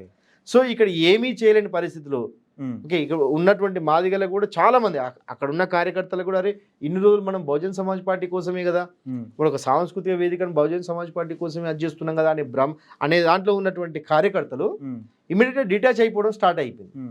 సో ఉన్న వాళ్ళనన్నా సంతృప్తి పరచాలి కదా, అవును, దాంట్లో ఉన్న వాళ్ళని సంతృప్తి పరచాలి కదా. సో వాళ్ళ కోసం అని ఏం చేసిందంటే, మనం రాజకీయంగా వస్తున్నాము, డిఎస్పీ పార్టీ అనేది రాజకీయంగా వస్తుంది, రాజకీయంగా బీఎస్పీకి సంబంధం లేదు, ఆల్టర్నేట్ గా ఇక అది పార్టీ మన పార్టీ. సో ఇక్కడ ఏం చేస్తున్నాడు, బహుజన్ సమాజ్ పార్టీ పని మొత్తం అయిపోయింది, ఇక మనం రాజకీయం మనమే చేయాల్సిన అవసరం ఉంది అని చెప్పేసి ఒక దోపిడీ సమాజ్ పార్టీ, అంటే అది ధర్మ సమాజ్ పార్టీ ఏదో సంథింగ్. అప్పుడు ఆర్ఎస్ ప్రవీణ్ కుమార్ వచ్చిన తర్వాత, మునుగోడు ఎన్నికలు అయిపోయిన తర్వాత బిఫోర్ ఎలక్షన్స్ పెట్టినటువంటి ఒక దొంగల దుకాణం అది. విశారదన్ అనేటువంటి సైకోగాడు పెట్టినటువంటి ఒక దొంగల దుకాణం అది. అంటే ఈ పార్టీ పెట్టిన తర్వాత, ముఖ్యంగా డిఎస్పీ అనే పార్టీ స్థాపించిన తర్వాత కార్యకర్తలు ఎవరు యాక్టివ్ గా పనిచేయడం లేదు అని విశారదన్ మహారాజు ధర్నా చేసినట్టుగా, అవును, ఏది నిరాహార దీక్ష చేసిన ధర్నా చేసింది. అవును, నిరాహార దీక్ష, నిరాహార దీక్ష, ఆమరణ, ఉట్టి నిరాహార కాదు, ఆమరణ నిరాహార దీక్ష. సొంత పార్టీ, తను స్థాపించిన పార్టీలో కార్యకర్తలు పనిచేయకపోవడానికి వెనుక గల కారణాలు ఏంటిది? అంటే వీటితోటి ఏమీ కాదు, అంటే తనకు తానే స్థాపించుకున్నాడు కదా పార్టీని. ఇప్పుడు నువ్వు ఒక లీడర్వే కదా, నీ నాయకత్వంలో పని చేస్తలేరంటే దానికి అర్థం ఏంటి? అర్థం ఏంటంటే నీ మీద నమ్మకం లేకనే కదా, నీతోటి ఏం కాదనే కదా, నీతోటి అందరూ టైంపాస్ వ్యవహారం అనే కదా. మా జీవితాలు ఖరాబ్ అయిపోతున్నాయి, మా కుటుంబాలను పట్టించుకోవట్లేదు. అరే కొంతమంది యువకులకు 30 ఏళ్ళు వచ్చినా 32 ఏళ్ళు వచ్చినా పెళ్లిళ్ళు కావట్లేదు. ఎందుకు పెళ్లిళ్ళు కావంటే వీడు దాంట్లో తిరుక్కుంటూ వీడు ఏం పని చేస్తలేడు, ఏం పని చేయడానికి పిల్లని ఓడిస్తాడు. కాబట్టి వీటితోటి ఏమైతలేదు అని చెప్పి డిటాచ్ అవుతున్నటువంటి టైం లోపల ఎవరు పని చేయట్లేదు. వీడేదో ఒక సర్క్యులర్ పంపుతాడు, దానికి ఎక్కడ స్పందన రావట్లేదు. స్పందన రాని టైంలో అదే బర్కత్పూర్ ఆఫీస్లో కూర్చొని ఎవరో కార్యకర్తలు పనిచేయని కారణంగా అధినాయకుని ఆమరణ నిరాహార దీక్ష అని ఒక పెద్ద బ్యానర్ కట్టుకొని అందులో ఉన్న పక్కన ఏదో ప్రభుత్వం పైన పోరాటం కాదు, లేకపోతే ఎవరి మీద పోరాటం కాదు, ఎవరి మీద పోరాటం కాదు, నాయకుడు తన మీద, తన పార్టీ మీద తనకే విసుగు పుట్టిందని నాకు తెలిసి. ఏ ఉద్యమంలో కూడా, ఏ పార్టీలో కూడా, ఏ ప్రజాస్వామిక వ్యవస్థలో కూడా ఎక్కడ కూడా ఇట్లా ఉండదు అనుకుంటా. అంటే నీ కార్యకర్తలు పని చేయట్లేదు అని చెప్పి నువ్వు నాయకత్వ లోపం ఉంటేనే కదా కార్యకర్తలు. అంతే కదా, అవును, నీ దగ్గర లోపం ఉంటేనే కదా. సో ఇదొకటి, అంటే నీ మీద నమ్మకం లేదు కాబట్టి నీతో పని చేస్తలేరు అని చెప్పేసి నన్ను నువ్వు నిజంగా నీ దగ్గర స్టఫ్ ఉంటే, నిజంగా నీ దగ్గర ఒక ఆలోచన ఉంటే, సిద్ధాంతం ఉంటే, నిజంగా నీకు ఒక లక్ష్యం ఉంటే, నీ లక్ష్యానికి అనుగుణంగా నీ కార్యకర్తలు నువ్వు ప్రేరేపించి పని చేసేలాగా నువ్వు కార్యోన్ముఖులు చేస్తావు. అంటే వాళ్ళు పని చేస్తలేరంటే నువ్వు ఒక బ్లాక్ మెయిలింగ్ చేయడం అనమాట. అంటే ఆమరణ నిరాహార దీక్ష చేసినంటే కొంతమంది ఎమోషనల్ గా అడిక్ట్ అయినటువంటి వాళ్ళు ఉంటారు కదా, నో స్పందన, దాన్ని బుల్డోజింగ్ చేసుకుంటూ పోయింది. ఇంతకుముందు మనం ఒక చిన్న విషయం మాట్లాడుకున్నాం. మీడియా శ్రీనివాస్ 20 కోట్ల రూపాయలకు కేటీఆర్ దగ్గర అమ్ముడు పోయిండు. కొన్ని అంటే దాన్ని ఫుల్ఫిల్ మనం కంప్లీట్ చేయలేదు. నిజంగా మీరు దందా చేసిరా? 20 కోట్ల దందా. ఇది ప్రజెంట్ ఇప్పుడు ఆ కేసు విశారదన్ గారు పెట్టినటువంటి కేసు ఇప్పుడు అది ఇంకా ట్రయల్ కూడా రాలేదు. విశారదన్ గారు పెట్టించినటువంటి కేసు అది. దుర్గా ప్రసాద్ అనేటువంటి ఒక చెంచగానితో పెట్టించినటువంటి కేసు. జనగాం యాదగిరి అని ఒక టీచర్ అని కూడా పేరు బయట పెట్టడానికి నాకేం వదలేదు. జనగాంలో యాదగిరి అనేటువంటి ఒక టీచరు ప్రోద్బలంతో అతన్ని విట్నెస్గా పెట్టి దుర్గా ప్రసాద్ అనేటువంటి ఒక దగుల్బాజీ వెద ఉంటాడు దాంట్లో, స్టిల్ ఇప్పటికీ ఉన్నాడు. ఆ దుర్గా ప్రసాద్ గాడితోటి ఒక ఫాల్స్ కేసు పెట్టించాడు. ఆ కేసు ఏంటంటే, దీని గురించి ఒక 2 నిమిషాలు మాట్లాడాలి మనం. యాక్చువల్గా మిత్రమా ఏమైందంటే 2020లో మీతో వాయిస్ మాట్లాడిన తర్వాత కూడా కొన్ని కామెంట్స్ వచ్చాయి. అవునవును, దానికోసం క్లారిఫికేషన్ కోసం అడుగుతున్నా. అంటే సొంటి శ్రీనివాస్ అంటే ఒక దొంగ, ఒక చీటరు, ఒక బ్లాక్ మెయిలర్, కొన్ని కోట్ల రూపాయలకు అమ్ముడు పోయిందనే వాదన వస్తున్నాయి. దీని క్లారిటీ వాళ్ళు. అయితే ఆ 2020 లాక్డౌన్ టైం లోపల, యాక్చువల్గా లాక్డౌన్ కంటే ముందు అంటే 2019 నుండే విశారదన్కి నాకు ఒక కోల్డ్ వార్ ఉంది. మా ఇద్దరికి ఒక కోల్డ్ వార్ జరుగుతుంది. ఏ కోల్డ్ వార్ అంటే, నువ్వు చెప్తున్నది ఒకటి, చేస్తున్నది ఒకటి. నువ్వు పార్టీ పేరు చెప్పుకుంటూనే పార్టీకి నువ్వు ప్రచారం చేయట్లేదు. పార్టీ బలహీనం పడితేనే ఉద్యమం బలపడతానే ఒక కుట్రతో ఉన్నావు. ఇది కరెక్ట్ కాదు, ఇది ఎట్లా అవుతుంది? దీనికి తోడు ప్రతి జిల్లాలో కూడా కార్యకర్తలకు మధ్య చిచ్చులు పెట్టడం, ఒకడు ఎదుగుతున్నాడు అంటే వానికి సెకండ్ కేటగిరీగా ఉన్నటువంటి నాయకుడిని అది చేయడం, తయారు చేయడం, ఇది ప్రతి జిల్లాలో కూడా జరిగింది. సో ఇవన్నీ కూడా దగ్గరుండి 1 to 1 ఉంటూ వాడికి ఎన్నో సందర్భంలో ఆఫీస్లో ఉండి వండి పెట్టి, ఛాయలు పెట్టి, చికెన్లు వండి పెట్టి, దగ్గరగా అతని భార్య కూడా చేయలేని సేవలు నేను చేసిన విశారదన్ గారికి, అది వాడికి తెలుసు. సో ఇంత దగ్గరగా ఉంటూ వాడు 1 to 1 డిస్కషన్లో వాడు ఆలోచన ఏందనేది నాకు అర్థమైపోతుంది. ఈ రకంగా అతన్ని విభేదించడం స్టార్ట్ అయిపోయింది. ఎప్పుడైతే వాడి కుట్రలు, వాడి యొక్క మైండ్లో ఉన్నటువంటి ఆలోచనలు, వాడి నిజస్వరూపం ఎప్పుడైతే ఒక వ్యక్తికి అర్థమవుతుందని వాడు గమనిస్తాడో ఇమ్మీడియట్గా అతన్ని ఇగ్నోర్ చేస్తూ ఉంటాడు, దూరం పెడతాడు. అంటే చేపను నీళ్ళలోకి తీసుకొచ్చి బయట వేస్తే అది ఎట్లా గిల్ల కొట్టుకుంటుంది. మనకు పదవి ఉంటుంది, దాంట్లో ఒక హోదా ఉంటుంది, స్టేట్ మీడియా కన్వీనర్ శ్రీనివాస్ అని, స్టేట్ స్పోక్స్ పర్సన్ అని ఉంటుంది. కానీ స్పోక్స్ పర్సన్ చేయాల్సినటువంటి పని వేరే వ్యక్తులు చేయిస్తుంది. మీడియా కన్వీనర్ చేయాల్సినటువంటి పని, స్టేట్ మీడియా కన్వీనర్ చేయాల్సినటువంటి పని వేరే వ్యక్తులు చేయిస్తుంటాడు. సో ఈ విధంగా చేయిస్తూ ఉండడం, అంటే నా ప్రాధాన్యత తగ్గిస్తూ ఉండడం. సో అదే టైం లోపల నేను ఈ బుక్ రాస్తూ ఉన్నాను. అతడు చేసిన 5,000 కిలోమీటర్ల పాదయాత్ర ఏదైతుందో విశారదన్ మహాకాలినడక, ఈ పుస్తకం ఇప్పటికి రిలీజ్ చేయలే. ఈ రిలీజ్ ఎందుకు చేయలేదు? విశారదన్ మహారాజ్ మీనే ఆ పాదయాత్ర డే 1 నుండి ఎండింగ్ వరకు నేను ఉన్నా కాబట్టి, స్టార్టింగ్ అంటే ఒక రోజు నుండి 183 రోజులు ప్రతిరోజు జరిగినటువంటి అంతా కూడా ఈ పుస్తకంలో ఉంటుంది. ఈ పుస్తకం ఇప్పటికి రిలీజ్ కాలేదు. ఎందుకు రిలీజ్ కాలేదంటే ఈ పుస్తకం రాసింది మీడియా శ్రీనివాస్. ఓకే. ఈ బుక్ ఎడిటర్ ఎవరంటే, మహాకాలినడక బుక్ ఎడిటర్ ఎవరంటే మీడియా శ్రీనివాస్. ఉన్నది విశారదన్ మహారాజ్. ఇదే అంటే చాలా గొప్పగా ఊహించుకున్నాం. అంటే నేను కూడా ట్రాన్స్ లో ఉన్నా, నాలాగా ఇప్పుడు ఎంతో మంది ఉన్నారు, అప్పుడు నేను కూడా ట్రాన్స్ లోనే ఉన్నా. సో ఈ టైం లోపల ఈ విధంగా మా ఇద్దరి మధ్య ఒక భావజాలపరమైనటువంటి ఒక సంఘర్షణ జరుగుతుంది, విభేదం వస్తుంది. విభేదం వచ్చిన సందర్భంలో వీడికి అసలు విషయం తెలిసిపోయింది, వీడు నా కుట్ర ఏంది అనేది మీడియా శ్రీనివాస్ గారికి తెలిసిపోయింది. కాబట్టి వీడిని ఏం చేయాలి, తొక్క కట్ చేయాలి, మెల్లగా పొమ్మని లేక పోగబెట్టాలని చెప్పేసి మెల్లగా నా ప్రాధాన్యత తగ్గిస్తూ ఉండడం. నేను అప్పటికీ నా ఉద్యమమే జీవితం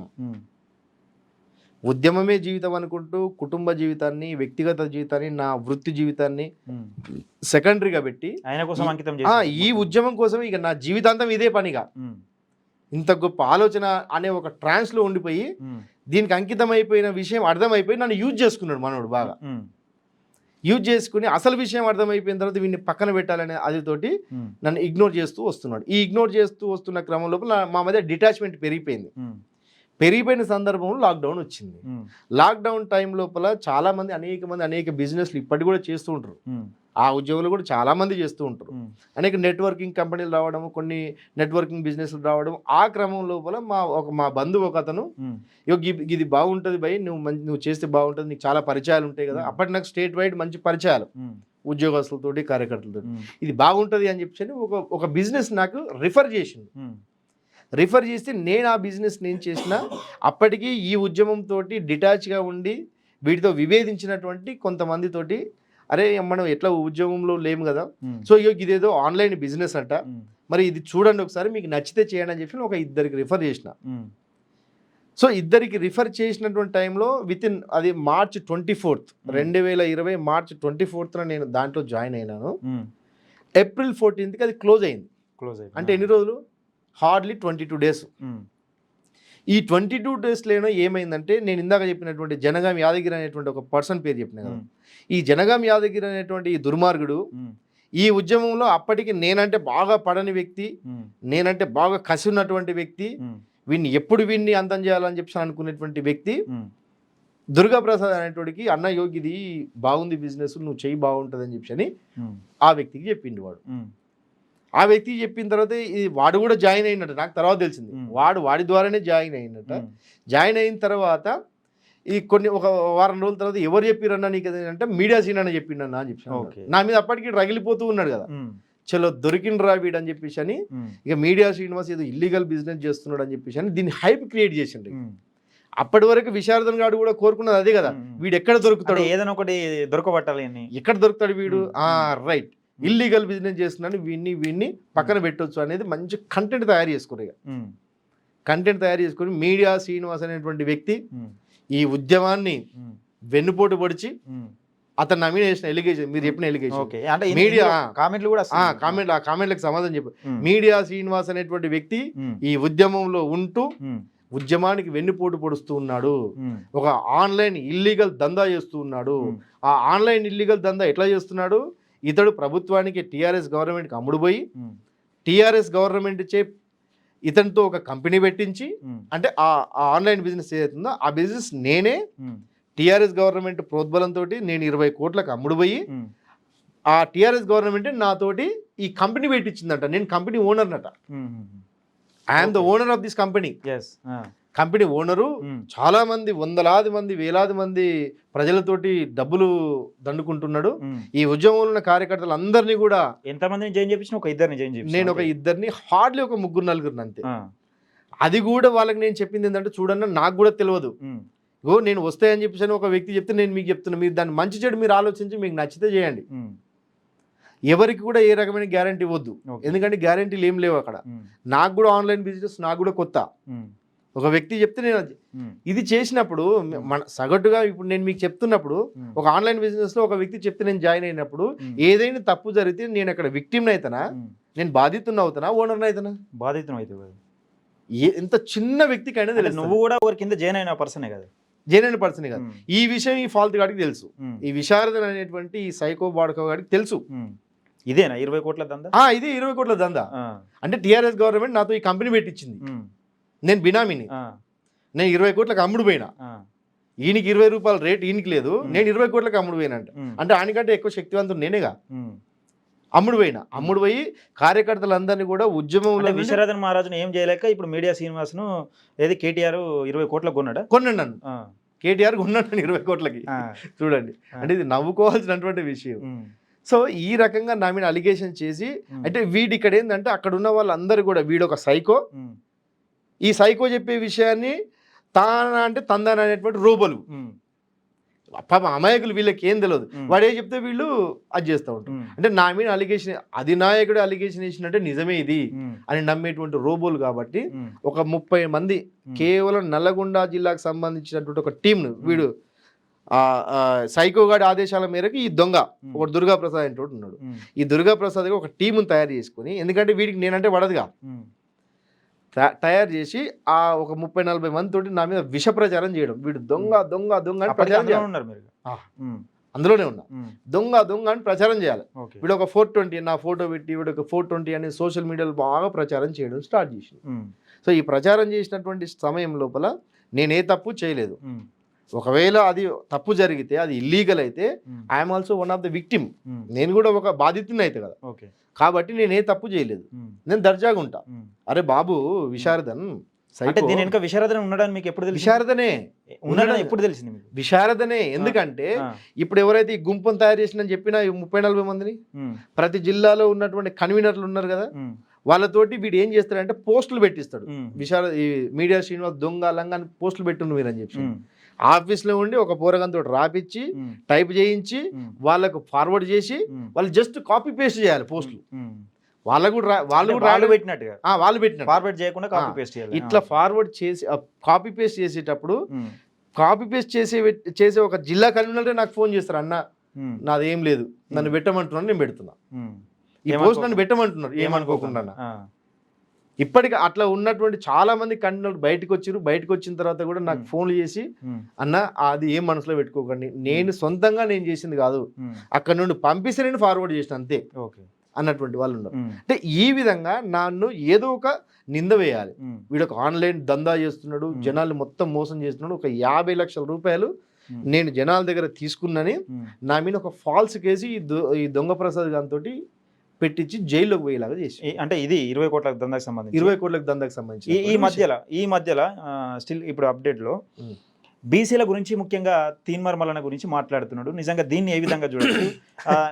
కొన్ని ఇంటర్వ్యూలలో చూసిన ఈ మధ్యలో బీసీ ముసుగేసుకొని తిరుగుతున్నారు కొందరు, బీసీ ద్రోహులు అంటూ ఒక మాట మాట్లాడుతున్నాడు.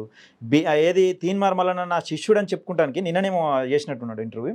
ఈ మధ్యలో తీన్మార్ మల్లన్న నా శిష్యుడు అని చెప్పుకుంటానికి నాకు సిగ్గు అనిపిస్తుందని ఒక ఆయన తమ్లైన్ పెట్టుకున్నాడు. మరి మ్యాటర్ ఏముందో నేను పూర్తిగా చూడలే.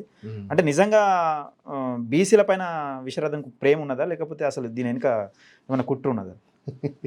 అయితే ఇక్కడ విషయం ఏంటంటే మిత్రమా, యాక్చువల్గా ఇప్పుడు నేను మీడియా కన్వీనర్గా ఉన్నా కదా, నేను మీడియా కన్వీనర్గా ఉంటూ ఆ ఉద్యమానికి ఆ టైం లోపల 2019 2017-18 ఆ టైం లోపల పాదయాత్ర స్టార్ట్ అయింది అప్పుడే కదా.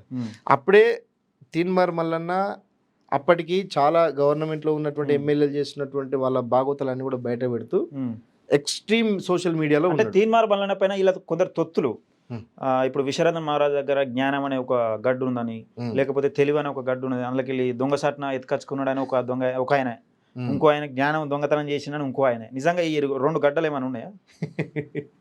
ఈ అంతే ఒక దగులుబాజీ మాటలు. జ్ఞానాన్ని దొంగతనం చేయడం సాధ్యమైతే ఎట్లా సాధ్యమవుతుంది? తెలివిని దొంగతనం ఎత్తుకచ్చుకున్నాడు సాధ్యమైతే ఎట్లా సాధ్యమవుతుంది? ఈ భూమి మీద మేధావికి ఇవేనా నేర్పేది మాటలు? ఈ భూమి మీద ఏదైనా దొంగతనానికి గురి కానిది ఏది? విద్య ఒకటే, జ్ఞానం ఒకటే. అది చిన్న పిల్లవాడికి అని తెలుసు, చిన్నప్పుడే నేర్పుతుంది. నీ దగ్గర ఉన్నది ఏంది? దొంగిలించడం ఏందాడు అసలు? నీ దగ్గర ఉన్నది ఏంది? నిజంగా అసలు విశ్వనాథన్ మహారాజుకు తీన్మార్ మల్లన్నకి ఏంది అసలు ఈ మధ్యలో? అదే ఇప్పుడు విశారదన్ అనే వాడికి తీన్మార్ మల్లన్నకి ఉన్నటువంటి అదేంటంటే, ఈ టైం లోపల వాస్తవానికి నేను అప్పుడు చెప్పినా ఇప్పుడు చెప్తున్నా, విశారదన్ అనేటువంటి సైకో గాడికి, ఈ చిల్లర గాడికి ఒక సామాజిక ఉద్యమ జీవితాన్ని ప్రసాదించినటువంటి వ్యక్తి తీన్మార్ మల్లన్న. లేదు, వీళ్ళు చెప్పే అంశం ఏంటంటే విశ్వనాథన్ మహారాజ్ దగ్గరనే తీన్మార్ మల్లన్న శిష్యరికం చేసిన అనే విధంగా నిజంగా జ్ఞానాన్ని, తెలివిని అంతా మొత్తం ఒక సంచిలో మూట కట్టుకొచ్చుకొని ఎత్తుకచ్చుకున్నాడు తీన్మార్ మల్లన్న. సేమ్ ఇప్పుడు విశ్వనాథన్ మహారాజ్ చెప్పిన మాటలే తీన్మార్ మల్లన్న చెప్తున్నాని కొన్ని ఆరోపణలు చేస్తున్నారు, రిలిగేషన్స్. ఇవన్నీ కూడా తెలిసి తెలియని అమాయకులైనటువంటి ఆ రోబు, అమాయకులుగా ఉన్నటువంటి ఆ మాదిగా ఆ విద్యావంతులు, సో వీడి దగ్గర కొంత క్రెడిట్ పొందాలని చెప్పి ఆ పోస్టులన్నీ కూడా పెడుతూ ఉంటారు. ఇప్పటివరకు తీన్మార్ మల్లన్న మీద పెట్టించే పోస్టులన్నీ కూడా వీడి దగ్గర నుండి రాపిచ్చి, వీడి డిజైన్ చేయించి వాళ్ళతో పెట్టిస్తాడు. ఎవరైతే పెడతారో వాడి ముందు అన్న సార్ చెప్పినటువంటి పని బాగా చేస్తుందని చెప్పి క్రెడిట్ కొట్టడం కోసం. ఇక్కడ ఏంటంటే మిత్రమా, అంటే ఇద్దరికి పరిచయం ఎట్లా ఏర్పడే తీన్మార్ మల్లన్నకు? ఇప్పుడు మీకు ఇదే నేను సోషల్ మీడియాలో ఫేస్బుక్ లైవ్లు పెట్టడం తోటి, ఆ ఫేస్బుక్ లైవ్ల ద్వారా ఇక్కడ ఏదో జరుగుతుంది అని చెప్పి తెలుసుకునే క్రమంలో ఎక్కడైతే కొంత సెన్సేషన్ ఉంటుందో అక్కడ వచ్చి, అరే సమాజానికి ఇది ఏమైనా ఉపయోగపడుతుంది అని చెప్పేసి అని అందులోకి వచ్చి ఈ వ్యక్తి వీడి నంబర్ తీసుకొని, ఆ నంబర్ తీసుకుంటే వీడు నాకు తీన్మార్ మల్లన్న అటాచ్ చేయడంతో ఈ పాదయాత్ర గురించి అదంతా కూడా అన్నకి ఎక్స్ప్లెయిన్ చేసిన క్రమంలో సరే ఇతని ద్వారా ఏదైనా సమాజానికి ఒరుగుతుందేమని చెప్పని అప్పటికే తీన్మార్ మల్లన్న ఒక ఫేస్బుక్ లైవ్ పెడితే కొన్ని లక్షల మంది చూస్తున్నారు. లక్షల మందికి ఈ ఉద్యమాన్ని పరిచయం చేసినటువంటి ఒక పర్సన్, ఒక పునాది వేసినటువంటి వ్యక్తి కదా. నీకు నిజంగా సమాజంలో నువ్వు కనపడడానికి, నువ్వు ప్రమోట్ చేసుకోవడం కోసము ఒక వేదికను కల్పించినటువంటి వ్యక్తి కదా. అంటే ఈయనంటే నాకేం అది లేదు, ఆయనంటే ఏం అది లేదు. ఉన్నటువంటి విషయం ఏంటంటే, ఎందుకంటే అప్పుడు తీన్మార్ మల్లన్నను కానీ మీడియాని కానీ మొత్తం కోఆర్డినేట్ చేసింది నేను కాబట్టి, ఆ టైం లోపల యాజ్ ఏ మీడియా కోఆర్డినేటర్గా, మీడియా కన్వీనర్గా తీన్మార్ మల్లన్న యొక్క సహకారంతో, ఆయన సహకారంతో ఏ ప్రాంతంలోకి వెళ్తే ఆ ప్రాంతంలో ఉన్నటువంటి మీడియా వాళ్ళని నాకు అటాచ్ చేయడము, ఈ వచ్చేటువంటి కంటెంట్ అంతా కూడా మెయిన్ స్ట్రీమ్లో వచ్చేలాగా చేయడము, ప్రధాన మీడియాలో వచ్చేలాగా చేయడము, ఇదంతా కూడా అతని ద్వారా కదా నేను చేసింది. ఆయన ద్వారా, ఆయన యొక్క కోఆపరేషన్ ద్వారానే ప్రతి ఒక్కరిని కలవడం, ప్రతి ఒక్కరిని కూడా కమ్యూనికేట్ కావడం, ఈ యొక్క వార్తని మెయిన్ స్ట్రీమ్లో వచ్చేలాగా చూడడం. అందులో భాగంగానే ఒక 2-3 ఇంటర్వ్యూలు అయినాయి. ఆ ఇంటర్వ్యూలు అప్పుడు తొలి వెలుగు రఘు వచ్చిండు. తొలి వెలుగు రఘు ఎవరు చెప్తే వచ్చిండు? తీన్మార్ మల్లన్న చెప్తేనే కదా వచ్చింది, అవునా కదా. సో ఈ విధంగా కొన్ని మీడియా పరంగా ఇప్పుడు ఒక వ్యక్తిని ఎంత మంచి పని చేసినా కూడా దాన్ని బయట ప్రపంచానికి చూపాలంటే మీడియానే కదా. మరి నేను చూపింది ఆయన్నే కదా. అని నీకు అన్నం పెట్టినోడికి నువ్వు సున్నం పెడితే ఇది ఎక్కడి పద్ధతి? ఈ పవన్ కళ్యాణ్కి సంబంధించి పవన్ కళ్యాణ్కు నిజంగా విశ్వనాథన్ మహారాజు తీన్మార్ మల్లన్న పరిచయం చేసిండా, లేకపోతే తీన్మార్ మల్లన్న విశ్వనాథన్ మహారాజును పవన్ కళ్యాణ్ పరిచయం చేసిండా? ఒక సందర్భంలో, అది ఎన్నికల సందర్భం అనుకుంటా, ఆ ఎన్నికల సందర్భంలో అరే ఏమన్నా జరుగుతుందేమని చెప్పి తీన్మార్ మల్లన్న ఇనిషియేట్ చేసి పవన్ కళ్యాణ్ దగ్గరికి తీసుకెళ్ళిన. పవన్ కళ్యాణ్ దగ్గర తీసుకెళ్ళిన తర్వాత వీడి యాటిట్యూడ్ చూసి 10 నిమిషాల టైం కూడా ఇవ్వలేదు. వీడి యాటిట్యూడ్ని చూసి 10 నిమిషాల టైం కూడా ఇవ్వలే, నోరు మూసుకొని వచ్చింది. వీటితో ఏమి కాదని చెప్పి అందరికీ అర్థమైపోయింది. అట్లా అంటే బీసీల గురించి ఇప్పుడు ప్రధానంగా బీసీల గురించి కొట్లాడతాం, బీసీ ఎస్సీ ఎస్టీ మైనార్టీలను రాజ్యాధికారం దిశగా తీసుకెళ్తామంటుండు. నిజంగా ఒక చట్టసభల్లో అడుగు పెట్టకుండా ఇది సాధ్యమయ్యే పనేనా? నిజంగా విశ్వనాథన్ మహారాజుతో అయ్యే పని ఇది? అయితే ఒకటేంటంటే, ఇప్పుడు మనం తీన్మార్ మల్లన్న గురించి మాట్లాడుకున్నాం కదా. తీన్మార్ మల్లన్న ఇతనికి ప్రాణభిక్ష పెట్టవచ్చు, అంటే ఉద్యమ ప్రాణభిక్ష పెట్టినటువంటి వ్యక్తి. సో ఇది మర్చిపోతే అంతకంటే ఇక వాడి విజ్ఞత వదిలేసేయాలి మనం. అంటే నాకు అర్థం కాని విషయం ఏంటంటే, సరే ఈయన ఉద్యమం అనేది ఈయన చేసుకుంటూ అయిపోద్ది కదా. బీసీ నాయకులు బీసీ ప్రజల గురించి మాట్లాడుతున్న ఉద్యమ యొక్క నాయకుని గురించి ఈయన విష ప్రచారం చేయాల్సిన అవసరం ఏమున్నది? అదే ఇక్కడ విష ప్రచారం మందకృష్ణ మాదిగ కానీ, ఇప్పుడు ఆర్ఎస్పీ కానీ, ఇప్పుడు మరొక తీన్మార్ మల్లన్న కానీ, అవును ఇదే ఆయన స్ట్రాటజీ ఇదే కదా. అవును ఈ మాట్లాడే ఉద్యమంలో బీసీ ఎస్సీ ఎస్టీ మైనార్టీల గురించి మాట్లాడే ఉద్యమంలో ఒక పేరు కీలకంగా నాది మాత్రమే వినిపించాలి, అవును ఇంకా వేరే వాళ్ళది వినిపించద్దనే ఆలోచన కొద్దీ దుర్బుద్ధితోనే ఉన్నట్టు అనిపిస్తుంది. అవును ఎందుకంటే మిత్రమా, ఇప్పుడు ఈ విశారదన్ గాడు కేవలం మాదిగలకు మాత్రమే కొంత సమూహానికి ఇతని నాయకుడు. ఇక మాదిగలకు మించి ఏ కులం కూడా ఇతన్ని దగ్గర తీయదు, ఏ కులం కూడా ఇతన్ని విశ్వసించదు. సో ఎందుకంటే ఇది 10 ఏళ్ల కాలంలో 12 ఏళ్ల కాలంలోనూ 1% వరకు కూడా వెళ్ళలేదు. అంతెందుకు మాదిగల్లో ఉన్నటువంటి మాలల్ని కూడా ఇతడు రిసీవ్ చేసుకోడు. ఒకానొక సందర్భంలో తాచు పామునైనా నమ్మొచ్చు, తాచు పామునైనా కరడుగట్టినటువంటి బ్రాహ్మణునైనా నమ్మొచ్చు, బ్రాహ్మణ భావజాలం ఉన్న వ్యక్తినైనా నమ్మొచ్చు, తాచు పామునైనా నమ్మొచ్చు, కానీ విషనాగునైనా నమ్మొచ్చు, కానీ మాలోని నమ్మొద్దు అని చెప్పాను అని అడిగిన. ఇది ఆన్ రికార్డ్. ఇందులో కూడా వేరు ఈ మన సభలకు మన మీటింగ్లకి మాలవాడు గనక వాడి ఆనవాళ్ళు ఎక్కడున్నా వాడు ఎక్కడ మనకు కొంత అనుమానం వచ్చినా కూడా వాడిని మెడలు బట్టి గెంటేయండి అన్నాడు. ఎవరు రాలే మరి అసలు రానివాడు, మాలోళ్ళు ఎవరు రానివాడు. అంటే ఫస్ట్ అడుగుతాడు ఎట్లా, అంటే ఫస్ట్ అడిగితే గుర్తుపడతాడు వీడు. అంటే కార్యకర్తలకు ఆ ఇండికేషన్ ఇస్తాడు. మాలవాడు ఎప్పుడైనా ఎక్కడైనా తారస పడితే మీటింగ్లలో మెడలు బట్టి గెంటేయండి. ఇవి ఏదో నేను కల్పించి అంటే దీనికి సంబంధించిన అంశం కూడా విశారదన్ మహారాజ్ గురించి ఎవరు రెంజర్ల రాజేష్ ఒక 2 పాటలేమో వాడినట్టు. అవును, దీనికి సంబంధించి అక్షరం నిజం అప్పుడు చెప్పినా ఇప్పుడు చెప్తున్నా. నమ్మద్దు, నిజంగా వీన్ని నమ్మొద్దు అసలు. నిజంగా వాస్తవానికి వీన్ని నమ్మొద్దు అంటే ఎవరు నమ్మట్లేదు. ఏదో ఇగో ఇలాంటి యూట్యూబ్ ఛానల్ ముందు కూర్చొని కొన్ని ఆ యూట్యూబ్ మధ్యలో ఎక్కువ కనబడుతుండే దేనికోసం జనం లేరు, వీని వెనక జనం లేరు, ఏదైనా కార్యక్రమం చేస్తే జనం లేరు కాబట్టి ఎక్కువ జనం చూసేటువంటి మీడియాలో కనిపిస్తున్నాడు. సో మీడియాలో నేను ఈ సందర్భంగా ఇతన్ని విశారదనైనటువంటి సైకో గాని ఇంటర్వ్యూ చేసేటువంటి ఆ జర్నలిస్టులకి, ఆ యూట్యూబ్ ఛానల్ యజమానులకి నేను చెప్తున్నాను, ప్రధానంగా ఇతను చేసేది ఎవరు, ఈ మధ్య ఎవరో క్రాంతి చేస్తున్నట్టున్నాడు. క్రాంతి ఒక పర్సన్ చేస్తున్నాడు, తర్వాత ఈ రఘు చేస్తాడు, తర్వాత బుచ్చన్న గారు చేస్తున్నారు. సో వీళ్ళందరూ కూడా మీరు అడగాల్సినటువంటి విషయాలు ఏంటంటే, సైద్ధాంతికపరమైన అతడు చెప్పిన దాన్ని మీరు గొప్పగా ఫీల్ అయ్యి మీరు దానికి సాటిస్ఫై కావద్దు. ఇప్పుడు అతడు చెప్పేదాన్ని గొప్పగా ఫీల్ అయిపోయి సాటిస్ఫై కావద్దు. ఎందుకంటే ఇప్పుడు నువ్వు బీసీ వాదం అనుకుంటూ బీసీ వాదాన్ని మాట్లాడుతున్నటువంటి క్రమం లోపల ఇప్పుడు తీన్మార్ మల్లన్నని నువ్వు, ఎందుకంటే ఎక్స్ట్రీమ్గా తీన్మార్ మల్లన్న ఉన్నాడు, ఎక్స్ట్రీమ్గా ఉన్న వ్యక్తిని మాట్లాడితే ఈడు ఎక్స్ట్రీమ్ కావాలని చెప్పాను. అదే ఇప్పుడు ఎట్లా అంటే చిన్న పిల్లగా లెక్క అయిపోయింది. ఫోకస్ అయిన వ్యక్తిని పట్టుకుని టార్గెట్ చేస్తే మనం ఫోకస్ అవుతాం అనే నేపథ్యంలో ఇలా తొత్తులు చేస్తున్న పని ఇదే. అవును కదా. అంటే ఈ మధ్యకాలంలో కొన్ని ఛానళ్ళు పెట్టించినాడు, సరే ఎంతో కొంత సలహాలు ఇచ్చో ఏదో విధంగా కొన్ని నడిపిస్తున్నాడు. వాళ్ళు చేసే పని ఈయన ఎత్తుకోవడం వల్ల ఈయన దిగజారిపోతాడు కదా. నేను అదే కదా 100% కదా. ఎందుకంటే ఇప్పుడు మనం ఎవరన్నా కాదన్నా మిత్రమా, ఎందుకంటే తీన్మార్ మల్లన్న తోటి ఒక సందర్భంలో నేను కూడా విభేదించిన. ఎక్కడ విభేదించిన, ఆయన ఎప్పుడైతే అంబేద్కర్ ఐడియాలజీ, అంబేద్కర్ సిద్ధాంతము, బహుజనులని మాట్లాడుతున్న సందర్భంలో చాలా మంది తీన్మార్ మల్లన్నకి అదైపోయింది, చాలా మంది కనెక్ట్ అయిపోయింది. సో ఈ టైంలో అనూహ్యంగా అప్పుడున్న పరిస్థితుల కారణాలు ఏవైనప్పటికీ కూడా బీజేపీకి వెళ్ళేసరికి సో విభేదించినటువంటి గ్రూప్లో నేను కూడా ఉన్నా. ఓకే, ఎందుకంటే సిద్ధాంతపరమైనటువంటి దోస్తి కలిసింది, సిద్ధాంతపరమైనటువంటి విభేదాలు కూడా జరుగుతూ ఉంటాయి. సో వ్యక్తిగత సంబంధాలు ఉంటాయి. సో ఈ క్రమం లోపల ఎవరన్నా కాదన్నా కూడా ఈరోజు ఈ తెలంగాణ రాష్ట్రంలో బీసీలకి ఒక ఒక ఒక గొంతు ఉన్నదంటే తీన్మార్ మల్లన్న అని చెప్పని నిర్మోహమాటంగా ప్రతి ఒక్కరు కూడా ఆమోదించాల్సినటువంటి, చెప్పుకోవాల్సినటువంటి విషయం. ఎందుకంటే ఇక్కడ మనము చరిత్రలో కనుక వెళ్ళినట్లయితే ఇప్పుడు తీన్మార్ మల్లన్న గ్రాడ్యుయేట్ ఎమ్మెల్సీగా ఉంటూ సో ఈరోజు కాంగ్రెస్ పార్టీ అనుబంధంతో గెలిచినప్పటికీ కూడా అతడి యొక్క సొంత బలంతో, అతడి యొక్క సొంత కష్టంతో, అతడి యొక్క సొంత క్యాడర్ బలంతో ఎమ్మెల్సీగా గెలిచిండు. ఓకే, పార్టీ బీఫామ్ తోటి అదైనప్పటికీ కూడా.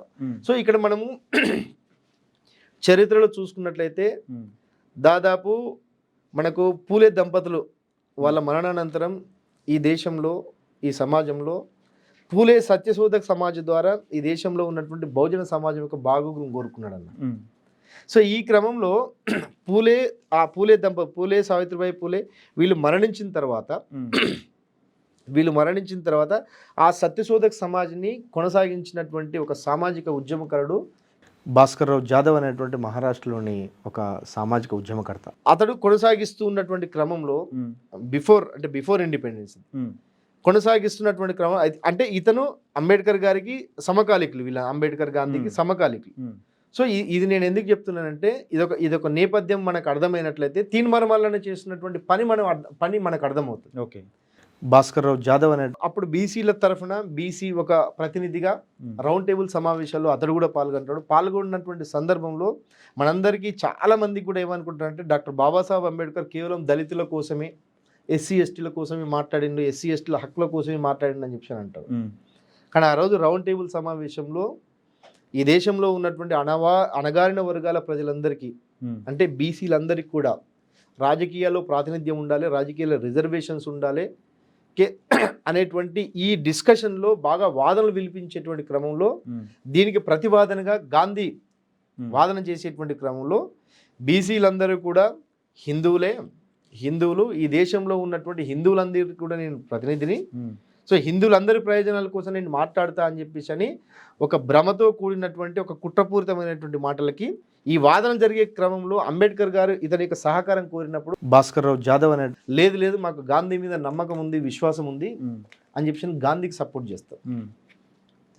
గాంధీకి సపోర్ట్ చేసిన తర్వాత ఆఫ్టర్ రౌండ్ టేబుల్ సమావేశాల తర్వాత ఈ దేశంలో ఉన్నటువంటి అణగారిన వర్గాలకు హక్కులు వస్తున్నాయి, ప్రాతినిధ్యం వస్తుంది, రాజకీయాల్లో రిజర్వేషన్లు వస్తున్నాయి అని చెప్పి అనే క్రమం లోపల ఇవి రాకూడదని చెప్పేసి ఈ దేశంలో ఉన్న ప్రజలకి ఏమీ రాకూడదు అనేటువంటి ఒక కారణంతో అనే ఒక అంశంతో ఆ రోజు నిరాహార దీక్ష కూర్చున్నాడు పూణే ఎర్రవాడ జైల్లో.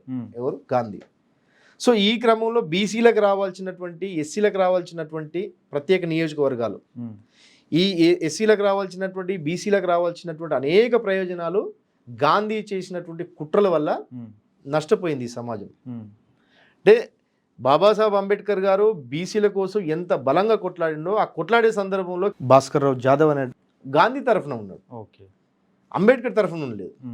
సో అంబేద్కర్ తరఫున ఉండకుండా అతని తరఫున ఉన్న తర్వాత ఆ పూణే ఎర్రవాడ జైల్లో చేసినటువంటి పూణే ఉడంబడిక బీసీలకు జరిగినటువంటి నష్టము, దీని తర్వాత ఇతడు మళ్ళీ రియలైజ్ అయిపోయి మోసపోయాడు. అంబేద్కర్ ఓన్లీ ఇప్పుడు హిందువుల గురించి హిందువులను కలుపుకొని మాట్లాడిండు, అంటే గాంధీజీ హిందువులను కలుపుకొని మాట్లాడిండు, అంబేద్కర్ ఈ అణగారిన వర్గాల గురించి మాట్లాడిండు. కానీ ఆ కుట్రను పసిగట్టలేక మోసపోయిండు. ఈ మోసపోయినటువంటి సందర్భంలో మళ్ళీ అంబేద్కర్ గారిని మోసపోయినామని చెప్పేసి తెలుసుకున్న తర్వాత నిర్దాక్షిణ్యంగా అప్పటికి ఏం చేస్తాడు, గాంధీని నమ్మి కేకే గోలే గారు సత్యశోధక సమాజ్ని కాంగ్రెస్లో విలీనం చేస్తాడు. ఓకే. ఇమ్మీడియట్గా మోసాన్ని కుట్రను అర్థం చేసుకుని ఒంటరిగా బయటకు వస్తాడు. కేకే గోలే గారు ఒంటరిగా బయటకు వస్తాడు. సో ఈ రకంగా ఈ దేశంలో బీసీల కోసము, బీసీల ప్రయోజనాల కోసము, బీసీల యొక్క రాజకీయ ప్రాతినిధ్యం కోసము ఇతడు ఆర్టికల్ 340లో రాజకీయాల్లో ప్రాతినిధ్యం బీసీలకు ఉండాలని చెప్పని, రాజ్యాంగపరంగా ఉండాలని చెప్పని అది మెన్షన్ చేయడం మూలంగానే అనేక కమిషన్లు రావడము, అందులో ఆ క్రమంలోనే మండల ఉద్యమం రావడము, ఆ మండల ఉద్యమాన్ని కొనసాగించాలని చెప్పని మండల్ కమిషన్ అమలు కరో నైతో కుర్చీ ఖాళీ కరో అని చెప్పేసి అనేటువంటి నినాదంతో మన శ్రీ కాంశీరామ్ గారు ఆ పోరాటం చేయడంతో ఇప్పుడు 42 కంటే ముందుగా 27% బీసీలకి స్థానిక సంస్థల్లో రాజకీయాల్లో రిజర్వేషన్ ఇప్పటిదాకా ఉన్నాయి. ఓకే. సో ఇక్కడ బీసీలకు జరిగినటువంటి మోసం కేవలం బీసీల ప్రయోజనం కోసమే తన యొక్క న్యాయశాఖ మంత్రి పదవికి రాజీనామా చేసినటువంటి వ్యక్తి. ఇది బీసీ ప్రతి ఒక్కరు కూడా అర్థం చేసుకుంటే అంబేద్కర్ అర్థమవుతాడు. సో ఈ క్రమంలో ఇదంతా నేపథ్యం తెలిసినటువంటి వ్యక్తిగా ఈరోజు కేకే గోలే గారు చేస్తున్నటువంటి పని తీన్మార్మల్ గారు చేస్తుంది. ఇది ఇట్లా ఎందుకు అర్థం చేసుకోవద్దు? నీకు ఎంతో జ్ఞానం ఉంది కదా. అంటే చాలా మంది వీళ్ళు చెప్పేది ఏంటంటే, ఇప్పుడు సరే ఈయన చెప్తుండా వీళ్ళకి ఆలోచన వస్తుందో తెలియదు, కానీ ఆయన ఇప్పుడు విశ్వరథన్ మహారాజు ఆలోచన వీళ్ళు బయట చెప్పగలుగుతారు ఎట్లా తెలియదు. కానీ అయితే గతంలో కాంగ్రెస్ పార్టీకి ఉండి రెడ్డిల కోట్లు ఏమని చెప్పినావు, ఇప్పుడు బీసీల పక్షాన్ని ఎట్లా మాట్లాడుతున్నావు అని చెప్పారు. ఇదే మాట మాట్లాడుతారు అందరూ. పార్టీలో ఉన్నప్పుడు, ఒక పార్టీ లైన్లో ఉన్నప్పుడు ప్రచారం చేసిండు. నువ్వు ఏ పార్టీలో ఉంటే ఆ పార్టీకి ప్రచారం చేస్తావు. సో ఇప్పుడు నీకు అక్కడ జరుగుతుంది, ఇప్పుడు కాంగ్రెస్ పార్టీ ఏదైతే కుట్ర జరుగుతుందని పసిగట్టింది కదా.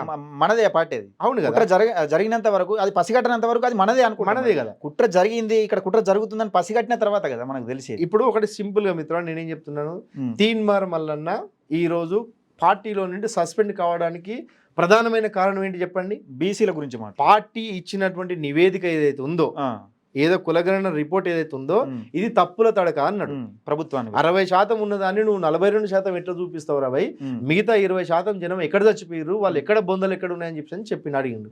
ఇది ఎవరి కోసం అడిగిండు? బీసీల కోసం అడిగిండు కదా. బీసీలు ఉన్నటువంటి జనాలు చూపించకుండా సంఖ్య తగ్గించారు అని కదా. ఆ తప్పుల తడకగా ఉన్నటువంటి ఈ రిపోర్టు ఒక బోగస్ అని చెప్పి దీన్ని కాల్ చేసిండు. సో ఈ కాల్ చేసిన సందర్భంలో దీన్నే చూపించుకుంటూ అతన్ని సస్పెండ్ చేసింది. ఓకేనా? అంటే బీసీలకి అనాదిగా దాదాపు కొన్ని దశాబ్దాల కాలంగా బిఫోర్ ఇండిపెండెన్స్ కూడా ఈ దేశంలో కాంగ్రెస్ పార్టీ బీసీలకు అనేక రకాలుగా అన్యాయం చేస్తూ ఉన్నది. దాంట్లోకి వెళ్ళే దాన్ని మనం పసిగట్టాలని చెప్పేసి అనే క్రమంలో దాంట్లోకి వెళ్ళిండు. అక్కడ కుట్ర జరుగుతున్నది, ఆ కుట్ర జరుగుతుందని చూసి బయటికి వచ్చిండు. సస్పెండ్ చేయడం కాదు, నైతికంగా బయటికి వచ్చిండు. ఆయనకైనా బయటికి వచ్చిండు. అంటే ఇది చూసిన ప్రతి ఒక్కరు కూడా అర్థమవుతుంది, నేనేదో చెప్తున్నాను కాదు. అంటే వీళ్ళు సస్పెండ్ చేయడం కన్నా ముందే వచ్చేసిండు ఆయన, వచ్చేసిండు. ఇప్పుడు మీరు ఏం చేస్తారో చేసుకోండి. ఇప్పుడు ఒకటి బాగా ఆలోచించండి, ఎంతమంది బీసీలు ఉన్నా కూడా అనేక మంది బీసీలు ఉన్నారు. బీసీలకు జరుగుతున్నటువంటి అన్యాయాన్ని విత్ ఇన్ ద పార్టీ ప్రశ్నించినటువంటి గట్స్ ఉన్నటువంటి నాయకుడు ఎవరైనా చూపిస్తామా మనం? ఎవరు లేరు. విత్ ఇన్ ద పార్టీ నువ్వు ఆ పార్టీలో ఉంటూ నా సామాజిక వర్గానికి, బీసీ సామాజిక వర్గానికి అన్యాయం జరుగుతుందని చెప్పి ప్రశ్నించినటువంటి వ్యక్తులు మనం చూపిస్తామా? అలాంటి ఈ బీసీలందరి తరఫున బీసీ ప్రజల యొక్క రాజకీయ భవిష్యత్తు కోసం ప్రశ్నిస్తున్నటువంటి వ్యక్తిగా అతన్ని నువ్వు విభేదిస్తున్నావు అంటే అతను నీ వ్యక్తిగతం కోసం, వ్యక్తిగతంగా నీకేదో ఉనికి ప్రాబ్లం వస్తుందని చెప్పేసి అని నువ్వు అతన్ని విమర్శిస్తే బీసీ సమాజాన్ని మొత్తం కూడా నువ్వు ఇగ్నోర్ చేస్తున్నట్టే. అలాంటి టైం లోపల ఇప్పుడు నువ్వు బీసీల గురించి మాట్లాడే అర్హత నీకు ఎక్కడిది విశారదన్? నువ్వు ఈయన ఉద్యమం మీద ఈయన చేయాలి కానీ ఇప్పుడు తీన్మార్ మల్లన్న పైన విషయం చిమ్మడం వల్ల ఈయన లాభం ఏంటిది? నిజంగా నీకు ఒక లక్ష్యమే ఉంటే బీసీల తరఫున మాట్లాడేటువంటి వ్యక్తిని నువ్వు నీతో కలుపుకుంటావా, కలుస్తావా? బలంగా కొట్లాడి పార్టీలు ఉంటూ పార్టీ పైన కొట్లాడి పార్టీ సస్పెండ్, ఈయన బయటకు వచ్చిన తర్వాత పార్టీ సస్పెండ్ చేస్తే బలంగా కొట్లాడుతున్న నాయకుని మీద నువ్వు ఆరోపణ చేయడం వల్ల నీకు వచ్చే లాభం ఏమిటి? దీని వెనుక నువ్వు డ్యామేజ్ చేయడానికి దీని వెనక ఏదైనా కుట్రలు పడుతున్నారా? ఇట్లా విషయం డ్యామేజ్ చేయడానికి ఒక వ్యక్తికి ఒక మంచి పేరు వస్తున్నా మనం ఓడ్చుకునే పరిస్థితి ఉండదు. ఒక వ్యక్తికి ఒక మంచి నేమ్ వస్తుంటే, ఒక ఫేమ్ వస్తుంటే, సమాజంలో ప్రభావితంగా కనిపిస్తుంటే మనం ఓడ్చుకోము. సో ఓడ్చుకోలేనప్పుడే మళ్ళీ బీసీ సామాజిక వర్గం గురించి కొట్లాడతా, నేను బీసీలను రాజ్యాధికారం దిశగా తీసుకెళ్తా అంటే నిజంగా నమ్మశక్యమైన మాట. అది నెవర్. నీ కులంలో ఉన్నటువంటి వాళ్ళే నిన్ను నమ్మట్లేదురా బాబు, సైకో విశారదన్. నీ కులంలో ఉన్నటువంటి, ఈ మాదిగ కులంలో ఉన్నటువంటి వాళ్ళే ఇప్పుడు మొన్న తీసినటువంటి 9%, 10% ఆ జనాభాలోనే 1% కూడా నిన్ను నమ్మట్లేదు. మాలలు అసలే నీ దగ్గర రారు, అసలు నిన్ను ఒప్పుకోరు, పొర్రపాటున కూడా నిన్ను ఒప్పుకోరు, రానియలే కదా. అలాంటిది ఇప్పటి వరకు ఈ రాష్ట్రంలో బీసీ ఉద్యమానికి ఒక తలమానికంగా, బీసీ ఉద్యమానికి ఒక ఐకాన్గా ఉన్నటువంటి ఆర్ కృష్ణయ్య గారు, ఆర్ కృష్ణయ్య గారిని ఈ సమాజం అంతగా విశ్వసించలేదు. అంటే దీని వెనుక కూడా ఒకటి మందకృష్ణ మాదిగతో ఈ మధ్యలో తీన్మార్ మల్లన్న కలవడం జరిగింది. ఇది కూడా ఒక కారణం చెప్పుకోవచ్చా? కారణమే. ఇద్దరు ప్రధానమైన శక్తులు కలిసి రండి, నా ఉనికికే ప్రాబ్లం వస్తుంది కదా, అనేటువంటి అదితోటి విషం కక్కడం అనేది బాగా. ఎందుకంటే ఎక్కడైనా సరే ఇతడి విషపూరితమైనటువంటి ఆలోచనతోనే వీడికి షుగర్ బీపీలు వచ్చినాయి. మహా అంటే ఇంకొక 5 ఏళ్ళు బతకడేమో, అంతేగా, అంతకు మించి బతక. షుగర్ బీపీ అటాక్ అయింది. ఈ షుగర్ బీపీ ఎందుకు అటాక్ అయింది? ప్రశాంతంగా ఉండలేడు, ఎప్పుడు ఒకరి మీద కుట్ర చేయడం, ఎప్పుడు విత్ ఇన్ ద మూమెంట్. ఆ మూమెంట్ లోనే ఒక జిల్లాలో ఒక వ్యక్తి బాగా మాట్లాడుతున్నాడు, మంచి ఒక లీడర్ గా, మంచి తెల్ల బట్టలు వేసుకొని, కద్దరు బట్టలు వేసుకొని మంచిగా మాట్లాడుతున్నా అంటే వాడి కౌంటర్ గా ఇంకో తయారు చేస్తూనే ఉంటాడు ఆ ఏరియాలోనే, ఆ జిల్లాలోనే ఇంకొకటి తయారు చేస్తాడు. సో ఈ విధంగా within the party, within the movement కూడా ఒక వ్యక్తి ఎదుగుతుంటే చూసి ఓడ్చుకోవాలని ఒక లోబి వీడు. లోబి అంటే పదానికి తెలుగులో మంచి అర్థం ఉంది. ఈ లోబి అనేటువంటి మాట వాళ్ళ కన్న తండ్రి నాతో అన్నటువంటి మాట.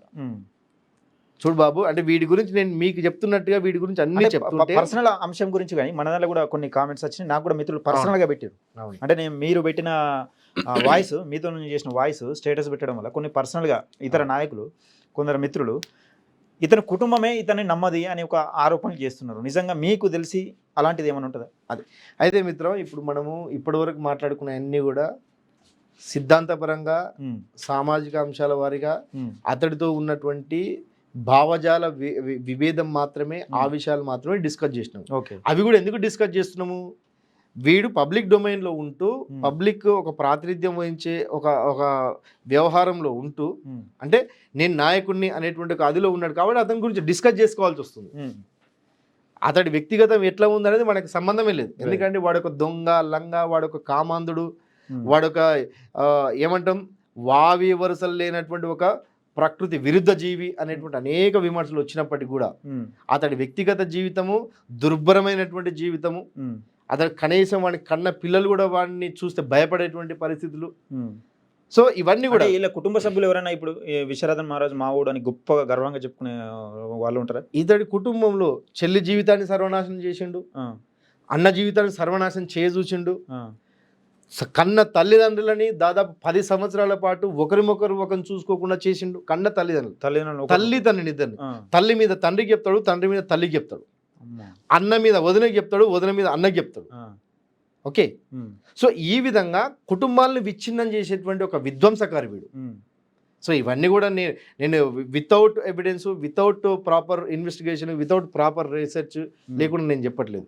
సో అందుకే మీరు చూడండి, వాడి ఉద్యమంలో చాలా మంది అనుకుంటారు అంటే ఒకడు ఉన్నాడంటే వాడిని చూసి ఓర్వలేక ఇట్లే మాట్లాడతారని చెప్పి అంటారు.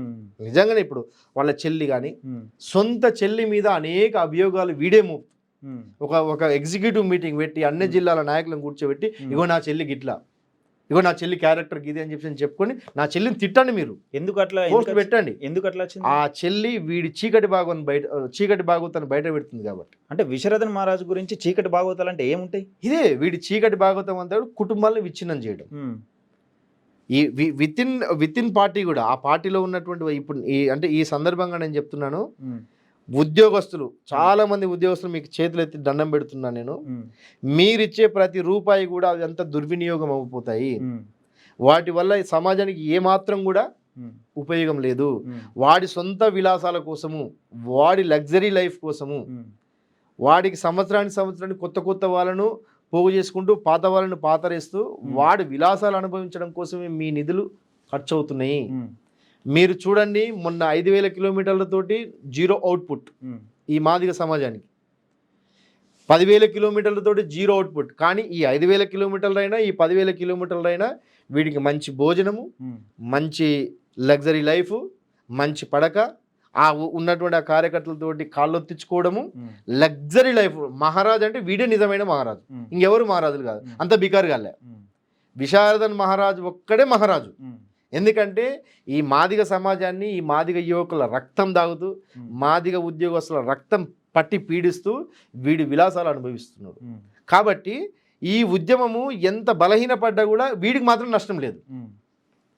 అప్పటి వరకు పనిచేసినటువంటి కార్యకర్తలకు, ఉద్యోగస్తులకి నష్టం తప్ప కొత్త వాళ్ళు రావడము, పాత వాళ్ళు పోవడం అనేది వీడికి టైంపాస్ వ్యవహారము. వీడికి లగ్జరీలు వస్తున్నాయి, వీడికి నాయకత్వం వస్తుంది, వీడికి ఒక ఎక్స్పోజర్ వస్తుంది, అన్నీ వస్తున్నాయి. వీడికి మాత్రం నష్టం లేదు, స్వలాభాలు ఉన్నాయి. వీటి స్వలాభం కోసమే. అందుకే అప్పుడు ఏదో స్వరాజ పాదయాత్ర అని చెప్పి పెట్టింది కాదు, స్వలాభ పాదయాత్ర అని నేను టైటిల్ పెట్టిన. ఆ స్వలాభ పాదయాత్రలో కేవలం వీడికి మంచి భోజనము, పిస్తాలు, బాదాములు, కిస్మిస్లు, కాజులు, బాదాములు, రోజు మంచి లేత మేక మాంసము. సో ఇవన్నీ మంచి పడక ఈయనకి ఎక్కడ పోయినా సరే ఒక లాడ్జింగ్ ఉండాలి. ఎక్కడ ఏ హెడ్ క్వార్టర్కి పోయినా కూడా మంచి చూస్తాడు. పడుకుంటే పైన బూజు కనపడద్దు ఆయనకి. ఇప్పుడు నువ్వు ప్రజల కోసం మాట్లాడుతున్నప్పుడు, పేదవాళ్ళ కోసం మాట్లాడుతున్నప్పుడు, పేదవాళ్ళతో మమేకమైపోతూ నీ ఉద్యోగం ఉండాలి కదా. వీడికి ఎంతసేపు లగ్జరీ ఉండాలి, దుమ్ము ఉండొద్దు, బూజు బట్టి ఉండొద్దు, విలాసవంతమైన. ఎందుకంటే వీడు సెకండ్ జనరేషన్ క్యాండిడేట్, వీళ్ళ నాన్న ఎంప్లాయీ. వీడికి ఎక్కడ కూడా కష్టం తెలియదు, ఆకలి తెలియదు, అలమటించడం తెలియదు, ఇబ్బందులు అనేవి తెలియదు. లగ్జరీగా వీడు లైఫ్ వచ్చింది కాబట్టి అదే లగ్జరీ లైఫ్ని ఇక్కడ వీడు అనుభవిస్తున్నాడు. సో ప్రజలకు కానీ కార్యకర్తలకు కానీ ఏ మాత్రం కూడా వాళ్ళ జీవితాలు ఆగం కావడం తప్ప, వాళ్ళ బంగారు భవిష్యత్తును ఆగం చేసుకోవడం తప్ప, వీడితో టైంపాస్ తప్ప ఇంకో వేరే ఏమీ లేదు. ఇది అర్థం చేసుకున్న వాళ్ళు బయటకు వస్తారు. అర్థం చేసుకోవడానికి కొంత టైం పడుతుంది, అంతే, టైం పడుతుంది అట్లా. సో ఈ రకంగా నేనేం చెప్తున్నానంటే ఆ ఉద్యమంలో ఇంకొకటి మీరు అడగడం మర్చిపోయారు. వీడు ఇంత మేధావి, అంత మేధావి, ఇంత జ్ఞానవంతుడు అని చెప్పి అంటాం కదా. అవును. మీరు ఒకటి చూడండి మిత్రమా, వీడు పెట్టినటువంటి పార్టీనే ఏం పెట్టాలో అర్థం కాలేదు వీనికి. డిఎస్పీ అని చెప్పి బాగా ప్రచారంలో ఉంది కదా. అదే డిఎస్పీని ఇక్కడ తీసుకొచ్చి పెట్టిండు. అయితే ఇమ్మీడియట్ జరిగినటువంటి పని, ఇది ఒక పెద్ద ఆలోచనతోటి ఏం చేద్దామని చెప్పి ఒక మేధోమదనం జరిగిన తర్వాత పెట్టినటువంటి పేరు కాదు ఇది. అప్పటికానే ప్రవీణ్ కుమార్ వచ్చింది, ఏం బతికేంది అసలు, అంత రాజకీయం వేరే దారి లేదు, చీకటిమయం అయిపోయింది. అందరు రాజకీయం అంటూ బీఎస్పీలోకి వెళ్తున్నారు. మరి ఇప్పుడు నేనేంటి అంటే రాజకీయంగా ఏదో ఒకటి స్టెప్ తీసుకోవాలి, అనివార్య పరిస్థితి. ఎందుకంటే 2050 వరకు నా సాంస్కృతిక ఉద్యమం అని చెప్పి అన్నాం కదా. మరి అనివార్య పరిస్థితి ఇప్పుడు ఏం చేయాలని చెప్పి అనుకున్న క్రమం లోపల దాన్ని డిఎస్పీని కాస్త ధర్మ సమాజ్ పార్టీ అని పెట్టింది. వీడు తీసుకున్నటువంటి స్టెప్లోనే వీడి ఓటమి, వీడి యొక్క అజ్ఞానము, వీడి యొక్క వ్యవహారం అనేది కూడా మొత్తం బయటపడుతుంది. ధర్మ సమాజ్ పార్టీ అని చెప్పి పేరులోనే లోపం ఉన్నది, పేరులోనే వీడి ఓటమి ఉన్నది, పేరులోనే వీడి అంతం ఉన్నది.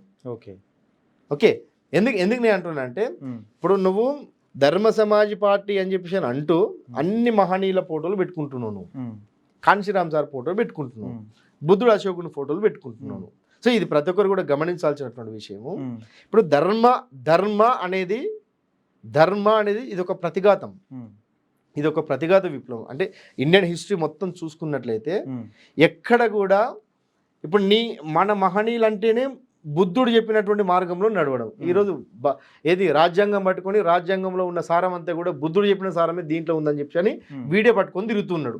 ఓకే, కాంశీరామ్ వారసుడు ఎవరు? కాంశీరామ్ చెప్పిన ప్రకారం కాంశీరామ్ వారసుడు ఎవరు? Mayawati madam, Behenji Mayawati. No doubt at all. ఈయన అని చెప్పుకొని తిరుగుతున్నట్టు అనిపిస్తుంది. దొంగ వీడికి అసలు కాంశీరామ్ సార్ పేరు చెప్పే అర్హత కూడా లేదు. కాంశీరామ్ గారి పేరు చెప్పేటువంటి అర్హత కూడా వీడికి లేదు అసలు. ఎందుకు లేదంటున్నానంటే, నా మరణానంతరం ఏనుగుర్తు ఎక్కడ వస్తున్నాయి అక్కడ బ్రతుకున్నాను చెప్పినటువంటి వ్యక్తి. మరి ఆయన చంపినట్టే కదా, ఆయన చంపినాడు కదా. నువ్వు కాంశీరామ్ సార్ చావాలని కోరుకున్నటువంటి వ్యక్తి, పార్టీని బలహీనపరిచి స్టిల్ ఇప్పటికీ పార్టీ ఏం లేనప్పుడు సపోర్ట్ చేయడు. పార్టీని లేపడానికి వస్తే వాడి మీద అలిగేషన్. ఇప్పుడు ఈయన నిజంగానే ఆ సిద్ధాంతం కోసం పనిచేయాల్సి ఉంటే ఇప్పుడు ఆర్ఎస్ ప్రవీణ్ కుమార్ ఇట్లా బీఎస్పీలో లేడు, మరి ఇలా రావచ్చు కదా. పార్టీ సరే నేను ఏదో తప్పు అయిపోయింది, అందులో ఏదో చిన్న మిస్టేక్స్ జరుగుతూ ఉంటాయి, ఒక తప్పటడుగు వేసిన అనుకుని బీఎస్పీలోకి వచ్చి క్యాడర్ అంతా చైతన్యం చేయొచ్చు కదా. ఎంతో కొంత క్యాడర్ మంచిగా ఉంది కదా బీఎస్పీ కూడా. ఒకటే మిత్రమా, ఎంఆర్పిఎస్లో ఉండి అక్కడ 3 సార్లు బహిష్కరణకు గురయ్యాడు, కారణాలు ఏవైనా కూడా. బీఎస్పీలోకి వచ్చింది, ఇక్కడ 2 సార్లు బహిష్కరణకు గురైపోయాడు, ఇక్కడ పుట్టగతులు లేవు. సో నువ్వు సొంత కుంపటి పెట్టుకుంటే తప్ప నీ ఎగ్జిస్టెన్స్ ఉండదు. కాబట్టి సొంత కుంపటి పెట్టుకున్నాడు. ఈ సొంత కుంపటిలో కూడా టైం పాస్ చేద్దామని చెప్పి అనుకుని ఒక ప్రణాళిక గీసుకొని ఉన్నాడు. ఆ ప్రణాళిక ప్రవీణ్ కుమార్ వచ్చేసరికి పటాపంచలు అయిపోయింది. ఇప్పుడు ఏం చేయాలన్న క్రమంలో ఈ ధర్మ సమాజ్ పార్టీని పెట్టుకున్నాడు. ధర్మ సమాజ్ పార్టీలో ఒక సైద్ధాంతికమైనటువంటి లోపం ఏముందంటే, నువ్వు మహనీయుల పరంపరను కొనసాగించేటట్లయితే బుద్ధుని అనుసరిస్తున్నట్టే మనం. బౌద్ధంలో ఎక్కడ కూడా ధర్మం అనే దానికి ఆస్కారమే లేదు, ధర్మం అనే పదమే లేదు ఎక్కడ కూడా. నువ్వు ఎంతమంది చరిత్రకారులు, ఎంతమంది విశ్లేషకులు ఉన్నా కూడా దీన్ని మాట్లాడుకోవచ్చు కూడా. దీని తర్వాత కూడా డిస్కషన్ జరుగుతుంది. దమ్మ తప్ప ధర్మము అనేది లేదు. దమ్మ ధర్మ ఇవి రెండు కూడా వేరు వేరు ధృవాలు. ధర్మం అనేది దమ్మ అనేది ఒక విప్లవము, ధర్మం అనేది ప్రతిఘాత విప్లవం. పూర్తి వ్యతిరేక ధృవాలు ఇవి. సో నువ్వు ధర్మం అని పెట్టుకున్నావు అంటే నువ్వు బీజేపీకి ఏజెంటు అని ఎందుకు అనకూడదు? నువ్వు బీజేపీకి ఏజెంటు అని చెప్పి ఎందుకు అనుకోకూడదు? నువ్వు అనుసరిస్తున్నావు అని ఎందుకు అనుకోకూడదు చెప్పు. అంటే అట్లా అవకాశం ఉంటుంది, 100% అవకాశం ఉంది నీకు. నువ్వు సిద్ధాంతంగా నువ్వు చాలా జ్ఞానవంతుడు కదా, నువ్వు సమస్త జ్ఞానం నీ లోపల ఉంది కదా. నీ దగ్గరనే ఒకరు దెంకపోతురు కదా, దొంగులకు పోతురు కదా జ్ఞానాన్ని. నీ దగ్గరనే ఒక దొంగలుకొని పోతున్నారు కదా జ్ఞానాన్ని, నీ జ్ఞానాన్ని దొంగతనం చేస్తున్నారు అంటున్నావు కదా. నువ్వు చాలా జ్ఞానవంతుడు కదా. నీ ధర్మం నీ చేతిలో ఎప్పుడు అశోకుడి ధర్మచక్రం అంటున్నావు నువ్వు, అది విషచక్రం నీ చేతిలో పట్టుకుని విషచక్రం, అదే విష్ణు చక్రం. నువ్వు ధర్మం అని అంటున్నావంటే నీ చేతిలో ఉన్నది, నీ చేతిలో పట్టుకున్నది, నువ్వు బయటకు చూపిస్తున్నది అది విషచక్రం, అది ధమ్మచక్రం. ధమ్మచక్రంలో దమ్మనే ఉంటుంది, ధర్మం ఉండదు. నువ్వు ఏ ధర్మాన్ని నువ్వు కొనసాగిస్తున్నావు?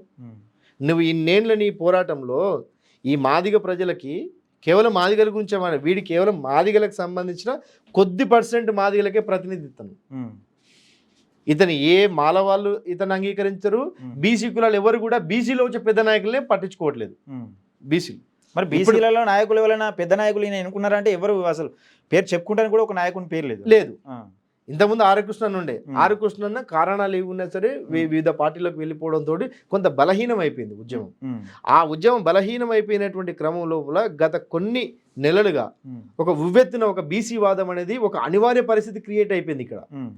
అని ఇప్పుడు ఎప్పుడైతే రాహుల్ గాంధీ గారు ఒక వాగ్దానం మీద బీసీ కులగణన అనేటువంటి ఒక అంశం తీసుకొచ్చిండో, ఇమ్మీడియట్ వచ్చిన తర్వాత ఏ ప్రభుత్వం అయినా సరే మేనిఫెస్టోలో పెట్టిన అమలు చేయడానికి కోసం ఒక 4 years తర్వాత ఆలోచన చేస్తాయి. ఎట్లా? ప్రజల యొక్క స్పందనను బట్టి. సో ఇమ్మీడియట్గా తీన్మార్మలన్న రాహుల్ గాంధీ చెప్పింది ఇమ్మీడియట్ అమలు కావాల్సిందని చెప్పని బలంగా బీసీ అంటే కులగణన గురించి మాట్లాడినటువంటి అనివార్య పరిస్థితిలోనే కాంగ్రెస్ గవర్నమెంట్ కులగణన ప్రారంభించినటువంటి ఆ క్రమంలోనే బీసీలో ఒక భయంకరమైనటువంటి ఒక చైతన్యం వచ్చింది. ప్రతి ఒక్కరు ఒప్పుకోవాల్సింది, 100% ఒప్పుకోవాల్సింది. ఆయన గనక విత్ ఇన్ ద పార్టీ మొన్న ఎమ్మెల్సీ టికెట్లు ఇవ్వడానికి కూడా ఆచితూచి రెడ్డిలో ఒక్క స్థానం అంటే ఒక స్థానం లేకుండా కూడా ఇప్పుడు సగటు ప్రతి బీసీ వ్యక్తి కూడా నేను నిజంగా ఏం చెప్తున్నానంటే బీసీలో ఒక ఐకాన్ వచ్చింది, ఆ వ్యక్తిని కాపాడుకోవాలి. ఆ వ్యక్తిని కాపాడుకుంటే బీసీలకి ఎగ్జిస్టెన్స్ ఉంటుంది. ఎందుకంటే ఈ రోజు బీసీలు ఏ పార్టీలో ఉన్న బీసీ కూడా బీసీల గురించి మాట్లాడే పరిస్థితి లేదు. ఆయన విత్ ఇన్ ద పార్టీ మేనిఫెస్టోలో ఉన్నటువంటి విషయాన్ని రాహుల్ గాంధీని ప్రతి సందర్భంలో కూడా పాయింట్అవుట్ చేస్తూ రాహుల్ గాంధీ పేరు మాట్లాడుతూ రాహుల్ గాంధీ చెప్పినటువంటి పని మనం చేయాల్సిందని చెప్పని పార్టీలో ఒక అనివార్య పరిస్థితి తీసుకొచ్చి ఈ రోజు బీసీ కులగణన జరిగింది. దాదాపు ఎప్పుడు 32లో జరిగినటువంటి ఒక పనిని చారిత్రాత్మకంగా ఇప్పుడు అయ్యేలాగా చేసినటువంటి వ్యక్తి తీన్మార్మల్. నువ్వు ఎందుకు ఓడ్చుకోవు దీన్ని? ప్రతి ఒక్కరు ఎందుకు ఓడ్చుకోకూడదు? ఒక వ్యక్తి మన లోపలనే ఒక వ్యక్తి నువ్వు బీసీల గురించి మాట్లాడుతున్నా అనేటువంటి వ్యక్తివి బీసీలో ఎప్పుడు లేని ఒక అనివార్య గురించి మాట్లాడుతున్న వ్యక్తిని టార్గెట్ చేయడం ఈయన లక్ష్యం కాదు కదా. బీసీల గురించి మాట్లాడడం ఈయన లక్ష్యం కదా. నువ్వు గవర్నమెంట్ గురించి మాట్లాడు, అనేక కాంగ్రెస్ ఇచ్చిన మేనిఫెస్టో గురించి మాట్లాడాలి, బీసీలకు ఇచ్చిన హామీల గురించి మాట్లాడాలి. అది కదా మాట్లాడాలి. నువ్వు ఒక పార్టీగా ఉంటూ నువ్వు ఒక పార్టీ అధినేతగా ఉంటూ పార్టీ గురించి మాట్లాడు. ప్రతిపక్షంలో ఉన్న నాయకుడు ఎట్లా ప్రశ్నిస్తారు, ప్రభుత్వాన్ని అట్లా ప్రశ్నిస్తాయి. అది ప్రశ్నించు. ఆ పని చేత కాదు, ఆ పని ఎక్కడ చేత కాదు. ఒక ఎక్స్ట్రీమ్గా వస్తున్నటువంటి ఒక వ్యక్తిని అతన్ని టార్గెట్ చేయడం అనేది నీ యొక్క అజ్ఞానము, నీ రాజకీయ అపరిపక్వతకి నిదర్శనం. చివరగా ఇప్పుడు ధర్మ సమాజ్ పార్టీ అంటూ చాలామంది యువకులు కొంతమందిని రెచ్చగొట్టే ప్రయత్నం చేస్తున్నాడు. నిజంగా వాళ్ళకు మీరు చెప్పాల్సింది చూడండి మిత్రమా, రెచ్చిపోయేటువంటి మిత్రులకు ఒకటే చెప్తున్నా. ఆ రెచ్చిపోయేటువంటి మిత్రులకు వీడి ఆఫీస్లో ఒక గుంపు ఉంటుంది, ఒక పెయిడ్ బ్యాచ్ ఉంటుంది, ఒక 5-6 మంది పెయిడ్ బ్యాచ్ ఉంటుంది, నెల పెయిడ్ బ్యాచ్ ఉంటుంది.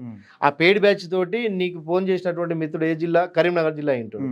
కరీంనగర్ జిల్లాలో ఉన్నటువంటి ఒక ముఖ్య నాయకుడికి ఫోన్ చేసి నాయకుడిని అట్లా మాట్లాడుతుంటే ఏమనవాను అని ఇతడితో వార్నింగ్ ఇస్తే వాడు ఏం చేస్తాడు? అరే అమ్మ నాయకుడిని అన్నాడు కదా, మనం గట్టిగా వెంకటేశ్వర మిత్రుని గట్టిగా ఫోన్లో అడుచుకున్నాం అనుకో, అది విని నరేష్ బాగా మాట్లాడిన సంతోషపడతాడు. దానికోసం మాత్రమే చేస్తాడు. మిస్టర్ నరేష్ మిత్రమా, నీకు ఒకటే చెప్తున్నా, నువ్వు గనక ఇప్పుడు వెంకటేష్ మీద మాట్లాడినటువంటి ఆడియో తోటి వెంకటేష్ లీగల్గా ఎక్కడైనా అప్రోచ్ అయితే నువ్వు పోలీస్ స్టేషన్లో కూలబడితే నిన్ను మందలించడానికి కూడా విశారదంగా రాడు.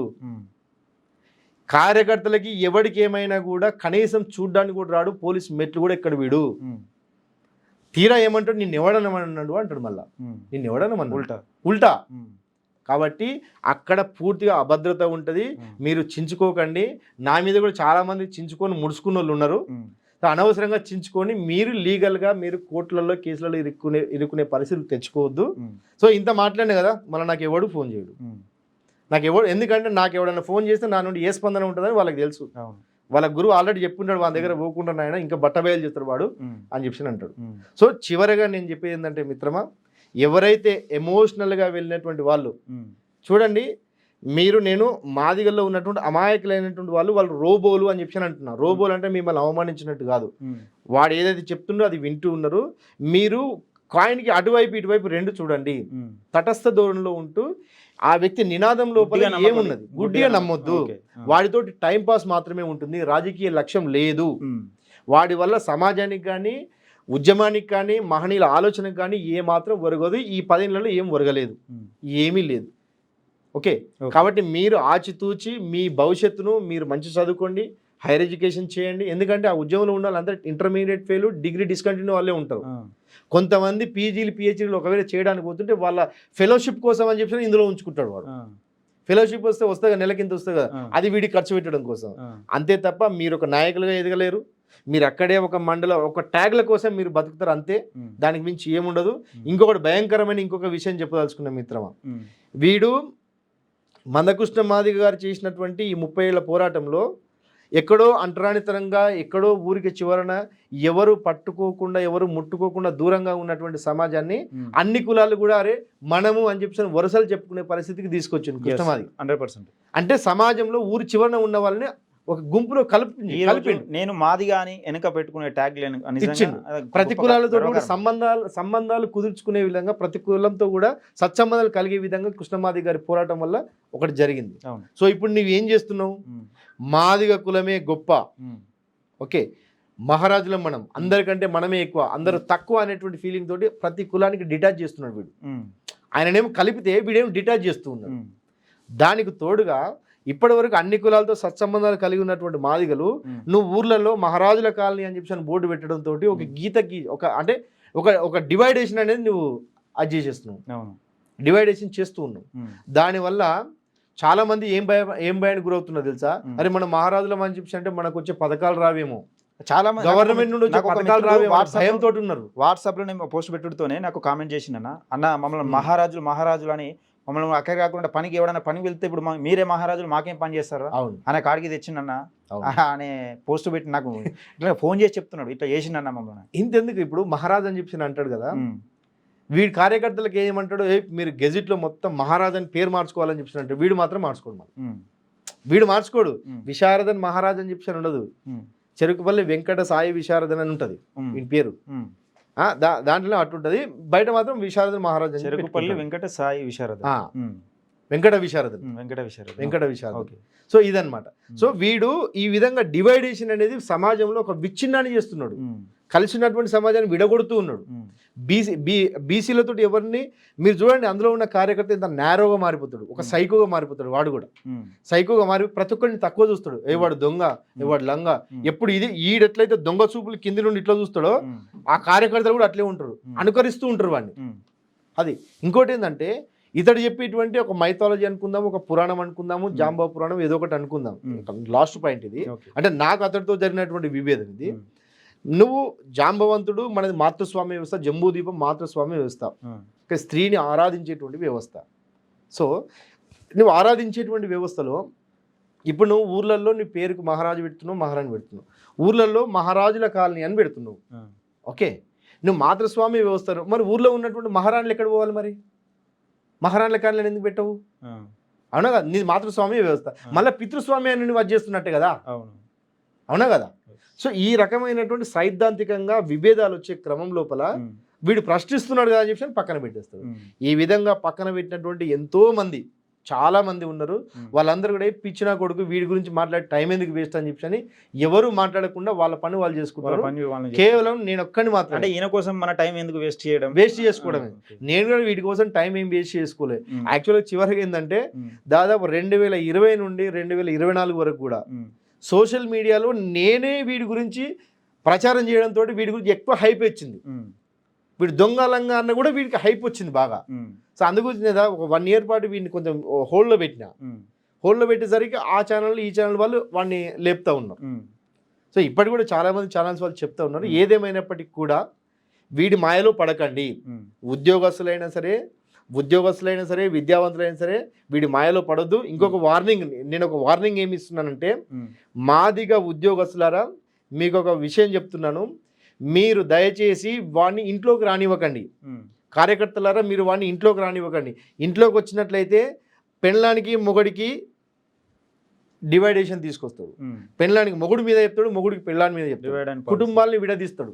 ఆ విధంగా విడదీసినటువంటి కుటుంబాలు, విడాకుల వరకు పోయినటువంటి కుటుంబాలు కూడా చాలా ఉన్నాయి.